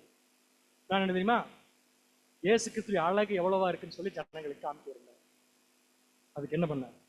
மத்தேயு 27ஆம் அதிகாரம் 21ஆம் வசனம். தேசாதிபதி ஜனங்களை நோக்கி, இவ்விருவரில் எவனை நான் உங்களுக்கு விடுதலையாக்க வேண்டும் என்று கேட்டான். அதற்கு அவர்கள் பரபாசை என்றார்கள். இப்ப பிலாத்து எத்தனை பேர்த்த கொண்டு நிறுத்தினார் ஜனங்க முன்னாடி? 2 பேர். யார் 2 பேரு? ஒன்னு இயேசு கிறிஸ்து, இன்னொன்னு பரபாஸ். எதுக்காக பரபாசை கொண்டு நிறுத்திட்டு இந்த 2 பேர்த்துல யார் ரிலீஸ் பண்ணு சொல்லி கேட்டார். அவர் ரிலீஸ் பண்றதுக்கு வாய்ப்பு இருக்கு, இல்லைன்னு சொல்ல. ஆனா 2 பேரும் தனித்தனியா கூப்பிட்டு கூட கேட்டு ஒன்னா ஏன் நிறுத்தினார்? இப்ப நான் கேட்கிற கேள்வியிலே உங்களுக்கு பதில் தெரிஞ்சிருக்கு. கடைசி என்ன ட்ரை பண்றாருன்னா, இஸ்ரேல் ஜனங்க கிட்ட பாருங்கப்பா, பரபாசுடைய தோற்றம் எப்படி இருக்குன்னு பாருங்க, இயேசு கிறிஸ்துவின் தோற்றம் எப்படி இருக்குன்னு பாருங்க. இப்ப சொல்லுங்க, இந்த 2 பேர்த்துல யார் உங்கள்? 2 பேர்த்துல இல்ல, இதுல இயேசு கிறிஸ்து உங்க ராஜா, இப்பவாது பாரு அப்படின்னு சொல்லி காமிச்சார். ஆனால் அதையும் இஸ்ரேல் ஜனங்கள் என்ன பண்ணீங்க? சோ பரிபூர்ண தோற்றம் கொண்ட ஒரு மனுஷனை சீர்கெட்ட பார்வை பார்த்த இஸ்ரேல் ஜனங்கள் மிகவும் கேவலமாக பார்த்தாங்க. அதைத்தான் ஏசாயா சொன்னாரு, மனுபுத்தரை பார்க்கிலும் அவருடைய முகமானது அந்த. நெக்ஸ்ட் பாயிண்ட், பரிபூர்ண மனுஷன் சீர்கெட்ட நிலைமையில் இருக்கிற ஜனங்களை எப்படி பார்த்து? இவ்வளவு நேரம் பார்த்தது சீர்கெட்ட பார்வை கொண்ட ஜனங்கள் பரிபூர்ண மனுஷன் எப்படி பார்த்தாங்க? ரொம்ப அசிங்கமா பார்த்தாங்க, கேவலமா பார்த்தாங்க. அடுத்த பாயிண்ட், நம்முடைய ஆண்டவராக இயேசு கிறிஸ்து என்கிற பரிபூர்ண மனுஷன் இந்த சீர்கெட்ட ஜனங்களை எப்படி பார்த்தார்? அழகா பார்த்திருப்பாரா? அழகா பார்க்கறதுக்கு இங்க ஒண்ணுமே இல்லை. அப்ப எப்படி பார்த்திருப்பார்? ஏசாயா 53ஆம் அதிகாரம் 3ஆம் வசனம். அவர் அசட்டை பண்ணப்பட்டவரும் மனுஷரால் புறக்கணிக்கப்பட்டவரும் துக்கம் நிறைந்தவரும் பாடு அனுபவித்தவருமாய் இருந்தார். அவரை விட்டு நம்முடைய முகங்களை மறைத்துக் கொண்டோம். அவர் அசட்டை பண்ணப்பட்டிருந்தார், அவரை எண்ணாமற் போனோம். ரெண்டு வார்த்தையை மட்டும் ஹைலைட் பண்ணிருக்கேன், நமக்கு அதான் இப்ப பார்க்க முடியும். பாயிண்ட் என்னன்னா, நம்முடைய ஆண்டவராக இயேசு கிறிஸ்து துக்கம் நிறைந்தவராயும் பாடு அனுபவித்தவராயும் இருக்கார். நம்முடைய ஆண்டவர் துக்கம் நிறைந்தவராயும் பாடு அனுபவித்தவராயும் இருந்தார். துக்கம் நிறைந்த அர்த்தம் எப்பவுமே கஷ்டப்பட்டு உட்கார்ந்து இருந்திருக்கார், கரெக்டுங்களா? பாடு அனுபவித்தார் அர்த்தம் எப்பவுமே கஷ்டப்பட்டு இருந்திருக்கார். ஒரு மனுஷன் கண்ணிலிருந்து கண்ணீர் வருவதற்கும் பாடு அனுபவிப்பதற்கும் காரணம் என்னன்னா வீக்னஸ். பட் நம்முடைய ஆண்டவராக இயேசு கிறிஸ்து துக்கம் நிறைந்தவராக இருந்ததற்கும் பாடு அனுபவித்ததற்கும் கண்டிப்பா அவருடைய பலவீனம் காரணம் அல்ல. அப்படி பண்ணுவார நம்முடைய ஆண்டவர்? பண்ணா அது பர்ஃபெக்டான பலியா இருக்காது. அப்படின்னா அவர் பாடு அனுபவித்ததற்கும் துக்கம் நிறைந்ததற்கும் என்ன காரணம்? அவர் கஷ்டப்பட்டிருக்கார், வேதனைப்பட்டிருக்காரு, அழுதிருக்கார், ரொம்ப கஷ்டப்பட்டிருக்காரு. அதுக்கு காரணம் அவருடைய ஓன் பலவீனம் அல்ல. ஏன் அழுதாரு, ஏன் கஷ்டப்பட்டார்னா, it is the feeling of a perfect man. ஒரு பரிபூர்ண மனுஷனுடைய உணர்வுகள் இப்படித்தான் இருக்கு. ஏன்? ஏன்னா பரிபூர்ண மனுஷனால அபரிபூர்ண மனுஷன் பார்க்கிற மாதிரி பார்க்க முடியாது. நான் ஒரு எக்ஸாம்பிள் சொல்லட்டுமா? நம்ம வீட்டுக்கு பக்கத்து வீட்டுல அப்படின்னு வச்சுக்கோங்க எக்ஸாம்பிள். இப்ப நடக்கூடாது, நடந்துச்சுன்னா பக்கத்து வீட்டுல இருக்கிற யாருமே நமக்கு ஆகாது. சண்டை நிறைய பேருக்கு இருக்கும் போல இருக்கு, அப்படித்தான் சண்டை. திடீர்னு பார்த்தா ஒரு நாள் அந்த வீட்டுல இருக்கிற ஒரு கை குழந்தை சின்ன குழந்தை பயங்கரமா கத்துது. அந்த வீட்டுல யாருமே போய் கேட்க மாட்டேங்கிறாங்க. தெரியல அவங்களுக்கு, பேரண்ட்ஸ் தெரியல, நமக்கு தெரிஞ்சிருச்சு. என்ன பண்ணுவீங்க? குழந்தை 1 மணி நேரமா கத்துது, என்ன பண்ணுவீங்க? உங்களுக்கு ஆகாது அந்த வீடு, என்ன பண்ணி பரவாயில்ல அப்படி என்ன அர்த்தம்? அந்த வீட்டுக்குள்ள போய் அந்த குழந்தை என்ன ஆச்சுன்னு சொல்லி பாக்குறப்ப அந்த பேரண்ட்ஸ் ஏன் உள்ள வந்து கேட்டா கூட திட்டு வாங்கிக்கிறேன், எனக்கு குழந்தை அழுக்கூடாது. ஃபீலிங் வருதா இல்லையா? நமக்கே எவ்வளவு ஃபீலிங் வருதுன்னா, பக்கத்து வீட்டுல ஆகாத குழந்தை அழுகிறப்பே எப்படி ஒரு ஃபீலிங் வருதுன்னா, ஒரு பர்ஃபெக்ட் மேனுக்கு எவ்வளவு ஃபீலிங் வருது. ஸோ நம்முடைய ஆண்டவர் எப்படி பார்த்தாருன்னா, எல்லா பிரச்சனையும் அவர் பார்க்கிறாரு, எல்லா ஜனங்களையும் பார்க்கிறாரு. எல்லாமே அக்கிரமம் பண்றாங்க, எல்லாமே அசிங்கம் பண்றாங்க, எல்லாருமே பாவம் பண்றாங்க. பார்க்கும்போது ஆண்டவருக்கு எப்படி தெரியுதுன்னா, அது பாவமா தெரியல, அவங்க பண்றது அக்கிரமமா தெரியல, அவங்க பண்றது தீய செயல்களா தெரியல. பர்ஃபெக்ட் மேனா இருக்கிற ஆண்டவர் எப்படி பார்க்கிறாருன்னா, ஒருத்தர் பாவம் பண்ணும்போது இது நான் சரி பண்ண வேண்டிய விஷயம். அவர் செய்யற அக்கிரமத்துக்கு காரணம் அவங்க இன்னும் பாவத்தில் இருக்கிறார். சோ இவர்கள் பாவம் போக வேண்டும் என்றால் இதுக்கு நான் இன்னும் தீவிரமா ஒர்க் பண்ணணும். சோ எப்படி எடுத்துக்கிறாருன்னா, ஒவ்வொருத்தருடைய குறைபாடுகளையும் நம்முடைய ஆண்டவர் எப்படி எடுத்துக்கிறாருன்னா, நான் சரி பண்ண வேண்டிய விஷயம். ஏன் தெரியுமா? அவர் ஒரு பர்ஃபெக்ட். நமக்கு கில்னா எவ்வளவு வலிக்குதோ அது ஒரு அளவீடு வச்சு எடுத்தா, நமக்கு கில்னா எவ்வளவு வலிக்குதோ அப்படிங்கிறத ஒரு அளவீடு வச்சு எடுத்தா, நம்முடைய ஆண்டவர் அதே மாதிரி கில்லிங்கன்னா அவருக்கு அதை விட 1000 மடங்கு வலிக்குது. ஏன்னா பர்ஃபெக்ட் மேன். பக்கத்து வீட்டு குழந்தைக்கு நமக்கு வலிக்குது, அது அழுகு போகுது. கரெக்டானுங்க? அப்ப நம்முடைய ஆண்டவருக்கு எப்படி வலிச்சிருக்கு? வாசிங்க. ஒருவருடைய உடல் மற்றும் மன அமைப்பு எவ்வளவு பூரணமானதாக இருக்கின்றதோ அவ்வளவு அதிகமாக அவர்கள் மற்றவர்கள் மீது அனுதாபம் கொள்வார். மற்றவர்கள் மீது அவர் அனுதாபம் கொள்வார். அதன் தரம் எவ்வளவு மேன்மை ஆனதாக இருக்கிறதோ அவ்வளவு எளிதாக அது வேதனை அடையவும் மேலும் ஆழமான காயத்திற்கு உள்ளாகும். மேலும் என்னாகும்? ஆழமான காயத்திற்கு என்னாகும்? நம்ம வெர்சஸ் ஆதார வசனம் படிச்சோம் இல்லையா? என்ன வசனம் படிச்சோம்? எனக்கே மறந்து போச்சு. உங்களுக்கு மறந்து போச்சா? சூப்பர். எல்லாம் ஒரே மாதிரி தான் இருக்கு. அவர்தாமே நம்முடைய பலவீனங்களை. சோ என்ன ஆச்சு? நம்முடைய ஆண்டவர் எல்லா ஜனங்களும் பண்ற சீர்கட்ட வேலையை பூரா பாக்குறாரு, பரிபூர்ண மனுஷனா பாக்குறாரு. எங்கெங்கெல்லாம் தப்பு நடக்குதோ அதையெல்லாம் பார்த்துட்டு அனுதாபம் கொள்கிறவர்களா மாறுறாரு. அந்த அனுதாபம் கொள்ளக்கூடிய விஷயத்துல மேலும் ஒரு எக்ஸ்ட்ரீம் போய் எப்படி திங்க் பண்றாருன்னா, இந்த எல்லா பிரச்சனையும் யார் சரி பண்ணும் அப்படின்னா, நம்முடைய ஆண்டவர் ஏற்றுக்கொண்ட துக்கம், நம்முடைய ஆண்டவர் பட்ட பாடுகள் எல்லாமே அவர் செஞ்சுட்டு அவர் படல, மத்தவங்க செய்யறத பார்த்து அதை தான் சரி பண்ண வேண்டிய விஷயமா அவர் என்ன பண்றாருன்னா ஏற்றுக்கொள்கிறார். அதுக்காக அவர் பாடுறது. புரிஞ்சவங்களுக்கு? எங்கேயா தேவன் இயேசு கிறிஸ்துவ நீ போய் மத்தவங்க பலவீனத்தை சுமந்துட்டுவான்னு சொன்னாரா? மத்தவங்க பாவத்தை சுமந்துட்டுவான்னு சொன்னாரா? இல்ல. நோய்களை சுமக்க சொன்னாரா? இல்ல. என்ன பண்ணிருக்காருன்னா, இவரை தேவன் கொண்டு வச்ச நிலைமை அந்த மாதிரி நிலைமை.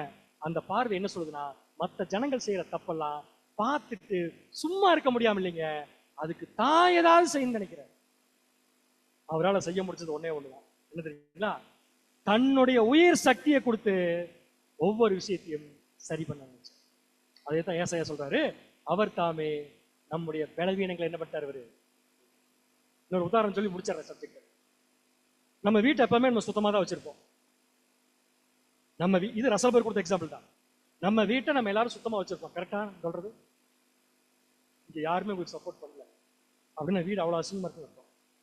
ஒருவேளை நம்ம எல்லாருமே வீட்டை சுத்தமா வச்சிருக்கோம்னா, திடீர் ஒரு நாள் ஒருத்தர் வீட்டுக்கு போறோம், அவங்க வீடு இப்படிதான் கிடக்கு. நீங்க என்ன பண்ணுவீங்க? என்ன பண்ணுவோம்? வீட்டில் இருக்கிற பேரண்ட்ஸ் எல்லாம் கூப்பிட்டு, வீட்டில் இருக்கிறவங்க கூப்பிட்டு கண்டபடி திட்டிட்டு என்ன பண்ணிடுவோம்? வெளியே இல்லைன்னா என்ன பண்ணுவோம்? மேக்சிமம் நம்ம இந்த வீட்டுக்குள்ள ஏன்டா வந்தோமோன்னு சொல்லிட்டு என்ன பண்ணிடுவோம்? ஏன்னா நம்மளால அந்த விஷயத்தை பார்த்துக்க முடியல. கரெக்டுங்களா? பார்த்துக்க முடியல, அதுக்கு பரிகாரமும் செய்ய முடியல. ஏன்னா வீடு அப்படி இருக்கு. ஆனா அந்த வீட்டுல இருக்கவங்களுக்கு, அந்த வீட்டுல இருக்காங்கல்ல, அசிங்கமா வச்சிருக்காங்கல்ல, அந்த வீட்டுல இருக்கவங்களுக்கு எப்படி இருக்குன்னா, அது பழகி பழகி பழகி போய் வீடு சுத்தமா இருந்தா அவங்களுக்கு பிடிக்காது. அவங்களுக்கு எப்படி இருந்தா பிடிக்கும்னா, அங்கங்க கசகச அப்படி என்ன அர்த்தம்? அவங்க கேரக்டர் அதை பார்த்து பார்த்து பார்த்து பழகிருச்சு, ரஃப் ஆயிருச்சு. அந்த ரஃப்பான கேரக்டர் ஒரு அசிங்கம் நடக்கிறத பொறுத்துக்குது. பட் நம்மளால வீட்டை சுத்தமா வச்சிருக்கோம், உள்ள போய் இதை பொறுத்துக்க முடியல. கரெக்டுங்களா? யாராவது இந்த மாதிரி ஒரு வீட்டுக்குள்ள போயிட்டு அந்த பொருள்கள்லாம் கசகசன்னு இருக்கிறத பார்த்துட்டு வேர்வை சிந்த நாம அந்த வீட்டுல இருக்கிற பொருள்களை ஒழுங்குபடுத்துவோமா? அப்படி ஒழுங்குபடுத்துறவர் தான் நம்முடைய ஆண்டவராக இயேசு கிறிஸ்து. இந்த உலகங்கிற வீட்டுக்கு வந்தாரு, எல்லாம் கசகச கசகசன்னு கிடக்குது. நான் சொல்ற பாசம் உங்களுக்கு புரியுன்னு நினைக்கிறேன். கண்டபடி கிடக்குது.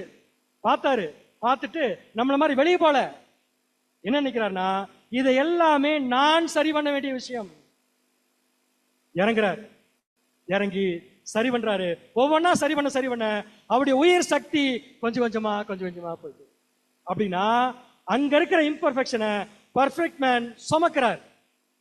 அதைத்தான் ஏசாயா சொல்றாரு, அவர் தாமே நம்முடைய பலவீனங்களை என்ன பண்ணிட்டாரு. புரியுதா உங்களுக்கு? அவருடைய ஃபீலிங் தான் அவருக்கு காயத்தை ஏற்படுத்த தவிர அவருடைய பலவீனம் அவருக்கு எதையுமே கொடுக்கல. வாசிக்கலாம், ஏசாயா 53ஆம் அதிகாரம் 3ஆம் வசனம். அவர் அசட்டை பண்ணப்பட்டவரும் மனுஷரால் புறக்கணிக்கப்பட்டவரும். ஏன்னா பார்க்கிற பார்வை சரியில்லை. மனுஷரால் புறக்கணிக்கப்பட்டவரும் துக்கம் நிறைந்தவர். ஏன் நம்மளாம் அவ்வளவு மோசமா இருக்கிறோம், நம்மளை பார்த்து துக்கம் நிறைந்தவரா இருக்கார். பாடு அனுபவித்தவருமாய் இருந்தார். துக்கம் நிறைந்தவரா இருந்தார், பாடு அனுபவித்தவரா இருந்தார். அனுபவிச்சுட்டு அப்படியே விட்டுட்டு போல அந்த பாடுகளுக்கும் துக்கங்களுக்கும் பரிகாரமா தான் இறங்கி ஒவ்வொரு இடத்துலையும் பரிதபிக்க ஆரம்பிக்கிறார். அப்படி பரிதபிக்க ஆரம்பிக்கும் போது என்ன நடந்துச்சு தெரியுமா? வாசிங்க. பலவீனமானவரிடம் இருந்த பலவீனம் குணமடையும் போது அதை குணமாக்கியவர் அந்த பலவீனத்தை உணர வேண்டும். அதாவது ஒருத்தர்கிட்ட பலகீனம் இருக்கு, அந்த பலகீனத்தை சரி பண்றதுக்கு ஒருத்தர் போறார். அப்படி போகும்போது பலகீனத்தை சரி பண்ண வேண்டிய பலகீனம் யாருக்கு கொஞ்சம் வந்துடும், சரி பண்ண போனவருக்கு. இப்படித்தான் நம்முடைய ஆண்டவராக இயேசு கிறிஸ்துவின் உயிர் சக்தி கொஞ்சம் கொஞ்சமா போயிட்டு. வாசிக்கலாம், மார்க்கு 5ஆம் அதிகாரம் 30ஆம் வசனம். உடனே இயேசு தம்மிலிருந்து வல்லமை புறப்பட்டதை தமக்குள் அறிந்து ஜன கூட்டத்துக்குள்ளே திரும்பி என் வஸ்திரங்களை தொட்டது யார் என்று கண்டுபிடிச்சார். அவருடைய உயிர் சக்தி என்ன, அது விட்டாலிட்டி என்ன, போயிட்டே இருக்கு. அதை பார்த்து நான் கண்டுபிடிச்சிட்டாரு, யார் என்னை தொட்டது. லூக்கா 8:46. அதற்கு இயேசு, என்னிலிருந்து வல்லமை புறப்பட்டதை அறிந்திருக்கிறேன், ஆதலால் ஒருவர் என்னை தொட்டதுண்டு என்றார். So very clear.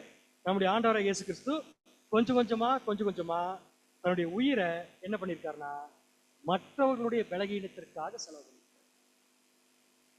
இதுதான் ஏசாயா சொல்றாரு, மற்ற எல்லாத்த பார்க்கிலும் அவருடைய முகம் அந்த கேடு அடைஞ்சிருச்சு. என்ன ஆச்சரியம் பாருங்க, சீர்கட்ட பார்வை கொண்ட ஜனங்கள் பரிபூர்ண மனுஷனை கேவலமா பார்த்தாங்க. பரிபூர்ண மனுஷன் சீர்கட்ட ஜனங்களை கேவலமா பார்க்கல. எப்படி பார்த்தா தெரியுமா? நான் சரி பண்ண வேண்டிய விஷயம்.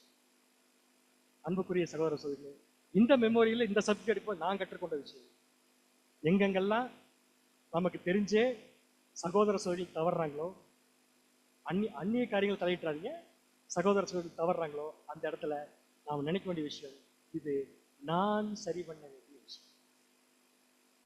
ஐயோ அதை போய் நான் சரி பண்ண, அப்ப என் லைஃப், நம்ம லைஃப் தான் ஆண்டவர் உத்தரவாதம் கொடுத்திருக்காரு. என்ன தெரியுமா? நல்ல மேய்ப்பன் தன் ஆடுகளுக்காக என்ன கொடுக்கிறாரு? என்னமோ கொடுக்கிறாரு போட்டு, என்ன கொடுக்கிறாரு? ஜீவன். வாட் இஸ் ஜீவன்? உயிரை கொடுக்க போறாரா? உயிரெல்லாம் கொடுக்க போறது இல்ல, உயிருள்ள நாட்களை கொடுக்கிறார். சோ எல்டர்ஸ் டீக்கன்ஸ் உடைய வேலை தான். எல்டர்ஸ் டீக்கன்ஸ் மாத்திரம் கிடையாதுங்க, எக்லீஷியால இருக்கக்கூடிய ஒவ்வொரு மெம்பருடைய ரெஸ்பான்சிபிலிட்டி என்னன்னா, எங்கேயாவது நம்ம பார்வையில அபூர்ணமான விஷயங்கள், நியூ கிரியேஷன் பண்றதை பார்த்தீங்கன்னா, நான் சொல்றது நல்லா கவனிச்சுக்கோங்க, நியூ கிரியேஷன் பண்றது பார்த்தீங்கன்னா உங்களால முடிஞ்ச வரைக்கும் நீங்க அதுக்கு ஏதாவது செய்ய முடியுமா? அப்படி பார்த்துட்டு செய்ய முடியல, அவங்க விரும்பலைன்னா விட்டுருங்க, வேண்டாம். பட் பார்த்துட்டு சும்மா இருக்கிற விஷயம் நமக்கு நம்முடைய ஆண்டவர் சரி பண்ற மாதிரி போகுது. அப்படி நான் போய் சரி பண்ணும்போது எல்லாம் கேவலமா பார்ப்பாங்களே, கேவலமா தான் பார்ப்பாங்க. நம்முடைய ஆண்டவரை இயேசு கிறிஸ்து எப்படி பார்த்தாங்க? கேவலமா. ஏன் அவரை கேவலமா பார்த்தாங்க? அவர் கேவலமாவா இருந்தாரு. ஏன் பார்த்தாங்க? பார்க்கிற பார்வை சரி. நம்மளை பார்க்கிற பார்வை எல்லாமே சரியா இருக்குன்னு தயவுசெய்து நினைக்கவே நினைக்காதீங்க. நம்மை பார்க்கிற ஒவ்வொருத்தரும் நம்மளை ஒவ்வொரு மாதிரி தான் பார்ப்பாங்க. அவங்க பார்வைக்கு நம்ம எப்படி இருந்தாலும் பரவாயில்ல, நாம நம்ம பார்வைக்கு சரி செய்ய வேண்டிய விஷயங்களை சரி செய்யலாம். That is called feet wash. So இந்த சந்தர்ப்பத்தில் உங்க மத்தியில இந்த ஏசாயா சொன்ன வசனத்துல நம்முடைய ஆண்டவராக இயேசு கிறிஸ்து லைஃப்ல எந்த இடத்துலையும் அவருடைய அழகானது சிதைக்கப்படலை. மற்ற மனிதர்கள் எல்லாரும் சேர்ந்து அவரை பார்க்கிற பார்வையிலையும் நினைக்கக்கூடிய நினைவிலையும் பண்ணாங்க. ஆனா ஒரு காலம் நம்முடைய ஆண்டவரை விட்டு கொடுக்கல. யூதர்கள் அல்லாத புறஜாதிகளுக்கு தெரிஞ்ச அளவு கூட யூதர்களுக்கு தெரியல. நமக்கு எல்லாத்தோட நம்முடைய ஆண்டவராக இயேசு கிறிஸ்து எவ்வளவு அழகா இருக்காரு நமக்கு தெரியும். ஏன் தெரியுங்களா? இப்ப கூட காலையில கூட மத்தியானம் கூட நம்முடைய ஆண்டவராக இயேசு கிறிஸ்து நமக்காக பிதாவாகிய தேவன்கிட்ட பரிந்து பேசு. How beautiful! எவ்வளவு அருமையான விஷயத்தை ஆண்டவர் பண்றாரு. அவரை தயவு செஞ்சு அசிங்கமா என்ன பண்ணிட வேண்டாம், பாத்துறேன். அட் த சேம் டைம் கூட இருக்கிற சகோதர சோதரியும் நம்ம அசிங்கமா பாத்திர வேண்டாம். ஏதாவது ஒரு தப்பு நடந்துச்சுன்னா அதை அவங்க செய்யற தப்பா நினைக்காதீங்க, நாம சரி பண்ண வேண்டிய விஷயம். ஏன் தெரியுமா? அப்பத்தில் நம்ம எல்லாரும் ஒரே சரீரங்கிற கான்செப்ட் உள்ளது. அந்த ஒரே சரீரமா இருக்கிறது உண்மைனா எந்த தவறு நடந்தாலும் அது தவறா பார்க்காதீங்க, அது சரி பண்ண வேண்டிய விஷயமா பார்த்தீங்கன்னா சகோதர சிநேகமும் அன்பும் நமக்குள்ள என்ன பார்த்தீங்கன்னா நல்லா இருக்கும். ஸோ இந்த நாளிலும் உங்கள் மத்தியில் சத்திய தூதை கொடுப்பதற்காக வாய்ப்பை கொடுத்த பிதாவாகிய தேவனுக்கு ஆண்டவராக இயேசு கிறிஸ்து மூலம் நன்றி தெரிவித்துக் கொண்டு, அதே சமயம் நாங்கள் சார்ந்திருக்கக்கூடிய கோயம்புத்தூர் சிடிஆர் எக்லீசியா சார்பில் அனைவருக்கும் கிறிஸ்துவுக்கான அன்பின் வாழ்த்துக்களை தெரிவித்துக் கொள்கிறேன். தேவன் தாமே நம் அனைவரையும் ஆசீர்வதித்து வருகிறார்.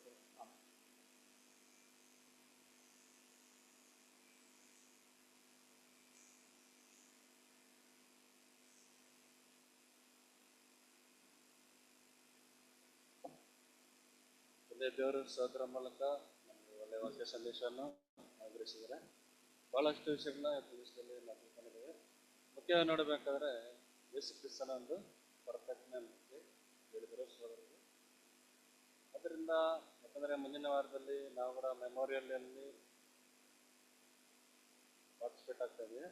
ಬೇರೆ ನಮ್ಮನ್ನು ನಾವು ಒಂದು ಕ್ವಶನ್ ಮಾರ್ಕ್ ಹಾಕೋಬೇಕು, ನಾವು ಪರ್ಫೆಕ್ಟಾಗಿ ಇದೀವಾ ಇದು ಅದಲ್ಲ. ಯಾಕಂದರೆ ಒಂದು ವಚನ ಓದಬೇಕಾದ್ರೆ ಇಲ್ಲೇ ಇದೆ ಒಂದು ಟಾಪಿಕ್ ಏನಂದರೆ, ದೇವರು ಆತನನ್ನು ನಮ್ಮ ಅಪರಾಧಗಳ ನಿಮಿತ್ತ ಮರಣಕ್ಕೆ ಒಪ್ಪಿಸಿಕೊಟ್ಟು ನಮಗೆ ನೀತಿವಂತರೆಂಬ ನೇಮವು ಉಂಟಾಗುವ ನಿಮಿತ್ತ ಜೀವದಿಂದ ನಮ್ಮನ್ನು ಉದ್ದೇಶಿಸಿದರು. ನನ್ನ ದೇವರಿಗೆ ಸ್ತೋತ್ರ. ಅದೇ ರೀತಿಯಲ್ಲಿ ನಮ್ಮ ತಂದೆಯ ದೇವರಿಗೂ ನಮ್ಮ ಜನದ ಯೇಸು ಕ್ರಿಸ್ತನಿಗೂ ನಾನು ವಂದನೆಯನ್ನು ಸಲ್ಲಿಸ್ತಾ ಇದ್ದೇನೆ. ಹಾಗೂ ನಮಗೆ ವಾಕ್ಯ ಸಂದೇಶ ನೀಡಿದ ಬ್ರದರ್ ಜೇಮ್ಸ್ ಭಾಸ್ಕರ್ ಅವರು ಕೂಡ ನಮ್ಮೆಲ್ಲರ ಪರವಾಗಿ ಅವರಿಗೆ ನಾನು ಸಲ್ಲಿಸ್ತೇನೆ. ಈ ಒಂದು ಸಮಯದಲ್ಲಿ ಬುಕ್ಲೆಟ್ ರಿಲೀಸ್ ಇದೆ. ಅದಕ್ಕೋಸ್ಕರ ನಮ್ಮ ಹಿರಿಯ ಸಹೋದರ ಬ್ರದರ್ ಜಯಪ್ರಸಾದ್ ಅವರು ಮುಂದೆ ಬರಬೇಕಾಗಿ ನಾನು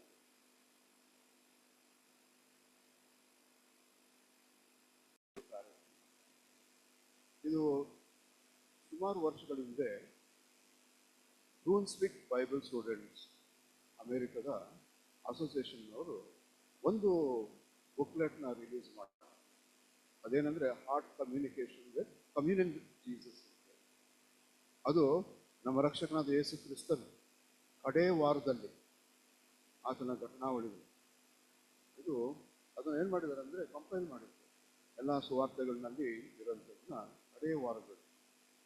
ಅದನ್ನು ಈಗ ನಮ್ಮ ಶೆಪರ್ಡ್ ಸ್ಯಾಂಕ್ಚುರಿ ಜಾನ್ ಕೆನಡಿ ಇರುವಂಥ ಆ ಸಭೆಯಲ್ಲಿ ಜಾನ್ ಕೆನಡಿಯವರು ಅದನ್ನು ರಿವೈಸ್ ಮಾಡಿ ಅದನ್ನು ಈಗ ಇಂಗ್ಲಿಷ್ ಭಾಷಾಂತರ ಮತ್ತು ತಮಿಳ್ ಭಾಷಾಂತರವನ್ನು ಬಿಡುಗಡೆ ಮಾಡ್ತಾರೆ. ಅದಕ್ಕಾಗಿ ಈ ಒಂದು ಕಿರುಹೊತ್ತಿಗೆ ಬಿಡುಗಡೆ ಮಾಡುವುದಕ್ಕಾಗಿ ನಾನು ಹಿರಿಯ ಸಹೋದರ ಅಂತ ಪುಸ್ತಕರವರನ್ನು ಕೇಳ್ಕೊಳ್ತೇನೆ. ಅವರು ವೇದಿಕೆ ಮೇಲೆ ಬಂದು ಪ್ರಾರ್ಥನೆ ಮೂಲಕ ಈ ಕಿರುಹೊತ್ತಿಗೆಯನ್ನು ಬಿಡುಗಡೆ ಮಾಡಬೇಕು ಅಂತ ನಾನು ಕೇಳ್ಕೊಳ್ತೇನೆ.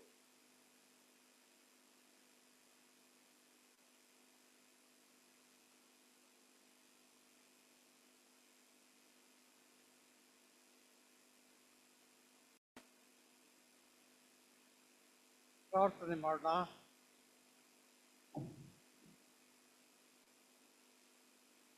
ಪ್ರೀತಿ ಭಯನು ಕೃಪಾಭರಿತನಾಗಿರುವ ಪರಲೋಕದ ನಮ್ಮ ತಂದೆಯ ದೇವರೇ, ಮಾನವರಂತ ನಮ್ಮನ್ನು ಉಂಟು ಮಾಡುವಾಗಲೇ ನಿಮ್ಮ ಸ್ವರೂಪದಲ್ಲಿ ನಿಮ್ಮ ಹೋಲಿಕೆಗೆ ಸರಿಯಾಗಿ ಉಂಟು ಮಾಡಿದ್ರಲ್ಲೇ ಮಾನವರ ಮೇಲೆ ನಿಮಗಿರುವಂಥ ಅಪಾರವಾದ ಪ್ರೀತಿಯನ್ನು ವ್ಯಕ್ತಪಡಿಸಿದ್ರಿ.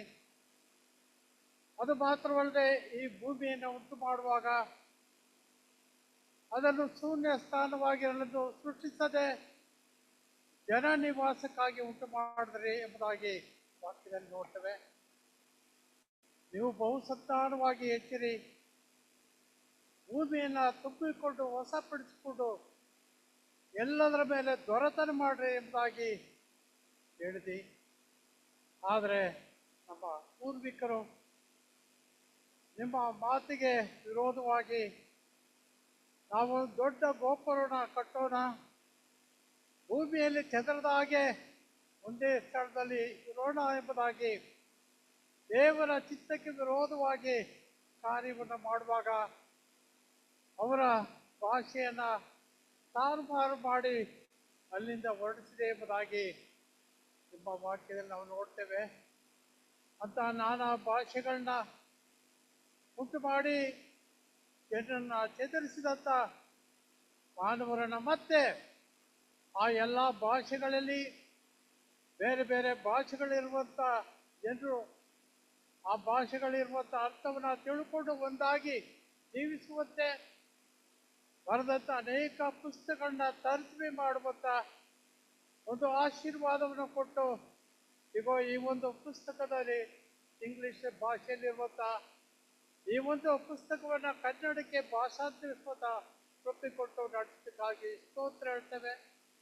ಹೌದು ಕರ್ತನೆ, ಈ ಒಂದು ಪುಸ್ತಕವನ್ನು ಕನ್ನಡ ಭಾಷೆಯಲ್ಲಿ ಬಲ್ಲಂಥವರು ಅದನ್ನು ಓದಿ ಅರ್ಥ ಮಾಡಿಕೊಂಡು ಆ ಮೂಲಕವಾಗಿ ಆತ್ಮಿಕ ಪ್ರಯೋಜನವನ್ನು ಹೊಂದುವಂತೆ ಇದನ್ನು ಆಶೀರ್ವದಿಸಿ, ಇದನ್ನು ತರ್ಜುಮೆ ಮಾಡಿದವರನ್ನು ಕೂಡ ಆಶೀರ್ವದಿಸಿ, ಅವರ ಸೇವೆಯನ್ನು ಕೂಡ ಆಶೀರ್ವದಿಸಿ, ಈ ಒಂದು ಪುಸ್ತಕವನ್ನು ಓದುವಂತೆ ಎಲ್ಲ ಭಕ್ತರಿಗೆ ನಿಮ್ಮ ಆಶೀರ್ವಾದ ತುಂಬಿಸಿ ಅನೇಕರು ನಿಮ್ಮ ಪ್ರೀತಿಯನ್ನು, ನಿಮ್ಮ ನೀತಿ ನ್ಯಾಯಗಳನ್ನ, ನಮ್ಮ ರಕ್ಷಕನಾದ ಯೇಸು ಕ್ರಿಸ್ತನು ಈ ಲೋಕಕ್ಕೆ ಬಂದು ನಮಗಾಗಿ ಮಾಡಿದಂಥ ತ್ಯಾಗಗಳನ್ನ ನಾವು ಸ್ಮರಿಸುವಂಥ ಕೃಪೆ ಕೊಟ್ಟು ನಡೆಸಬೇಕೆಂಬುದಾಗಿ ನಿಮ್ಮ ಒಬ್ಬನೇ ಮಗನು ನಮ್ಮ ರಕ್ಷಕನೂ ಆದ ಯೇಸು ಕ್ರಿಸ್ತನ ದಿವ್ಯವಾದ ಹೆಸರಲ್ಲಿ ಏಕದೇವರಾಗಿರುವ ನಿಮ್ಮನ್ನು ಅತ್ಯಂತ ವಿನಯದಲ್ಲೂ ತಾಳ್ಮೆಯಿಂದಲೂ ಪ್ರಾರ್ಥಿಸುತ್ತೇನೆ. ಆಮೆನ್.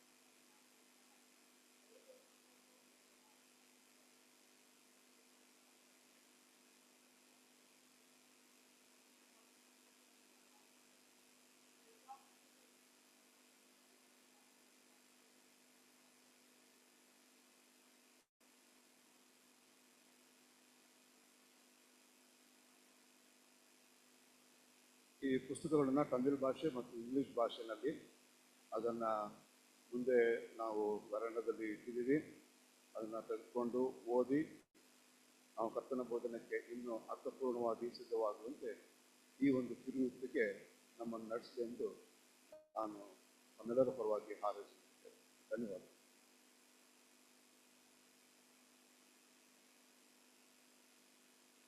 Thank you brother. ಈಗ ಕೊನೆಯದಾಗಿ ಒಂದು ಹಾಡನ್ನು ಹಾಡ್ಕೊಳ್ಳೋಣ. ಇದನ್ನು HBR ಲೇಔಟ್ ವಿಷಯದವ್ರ ಮುಂದೆ ಬರಬೇಕಾಗಿ HBR ಲೇಔಟ್ ವಿಷಯ ಒಂದು ಅನೌನ್ಸ್ಮೆಂಟ್ ಏನಂದರೆ, ಈ ಸೀಸನ್ ಆದಮೇಲೆ ಲಂಚ್ ಬ್ರೇಕ್ ಇರ್ತದೆ. ದಯಮಾಡಿ ಎಲ್ಲರೂ 45 to 1 hour ತಗೊಳ್ಬೇಕಾಗಿ ನಾನು ಕೇಳ್ಕೊಂಡು ಈ ಒಂದು ಹಾಡು ಹಾಡಿದ ನಂತರ ಬ್ರದರ್ ಕ್ಲಿಂಟನ್ ತಿರುಪತ್ತೂರ್ ಅವರು ಮುಂದೆ ಬಂದು ಪ್ರಾರ್ಥನೆ ನಡೆಸ್ತಾರೆ.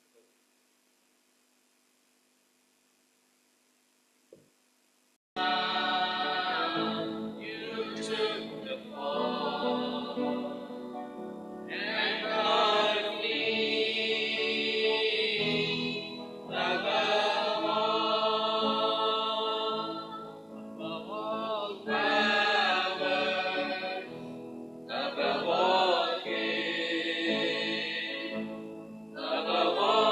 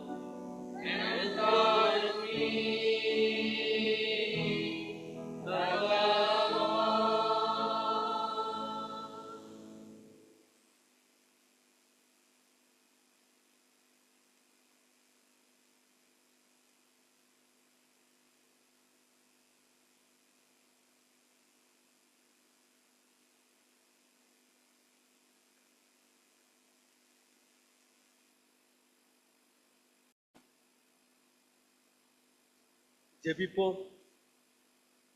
மகா இரக்கமுள்ள தகப்பனே, இந்த அருமையான இந்த நேரத்திலையும் கூட பிதாவாகிய தேவனே, குமாரனாகிய இயேசு கிறிஸ்து மூலியமாக உங்களுடைய பாதத்துல எங்களை முழுவதுமாக எங்களை தாழ்த்தி பெருமையாக்கி ஒப்பு கொடுத்து ஜெபிக்கிறோம் அப்பா.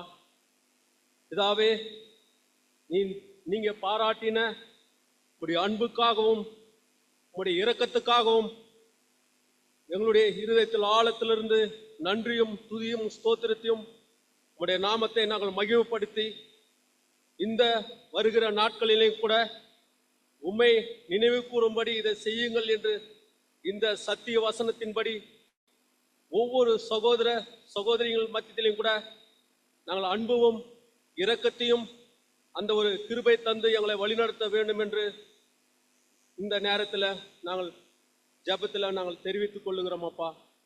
இந்த கடைசி காலத்தில் வாழ்ந்து கொண்டிருக்கிற எங்களை கூட உம்முடைய பிள்ளைகளாகவும் உம்முடைய சத்திய வசனத்துக்கு மரண வரையும் நாங்கள் கீழ்ப்படிந்து இந்த ஓட்டத்தில் நாங்கள் எப்பொழுதும் பொறுமையோடு ஓடுவதற்கு எங்களுக்கு கிருபை தந்து வழிநடத்த வேண்டும் என்று உங்களுடைய பாதத்தில் நாங்கள் தாழ்மையோடு கூட இந்த விண்ணப்பத்தை ஏறெடுத்து செபிக்கிறோம் அப்பா. இந்த ஒரு நாள் கன்வென்ஷன் மீட்டிங்கிலே கூட சகோதரர்கள் சகோதரிகள் கூட கலந்து கொண்டு இப்படிப்பட்ட ஒரு வார்த்தைக்கு தேவனுக்கு சாட்சியாகவும் தேவனுடைய சித்தத்தை இந்த பூமியில நிறைவேற்றுவதற்கு ஒவ்வொரையும் கூட நீங்கள் பலப்படுத்தி உங்களுடைய பரிசுத்த வல்லமையை ஒவ்வொருக்கும் நீ கொடுத்து வழி நடத்த வேண்டும் என்று உங்களுடைய பாதத்துல வேண்டிக் கொள்ளுகிறோம் அப்பா. எல்லாவற்றிலையும் உங்களுடைய பாதத்துல ஒப்பு கொடுக்கிறோம். எல்லா துதியும் கனத்தையும் மகிமையும் இயேசு கிறிஸ்துவின் நாமத்துல கேட்கிறோம் எங்கள் ஜீவனுள்ள நல்ல பிதாவே, ஆமென்.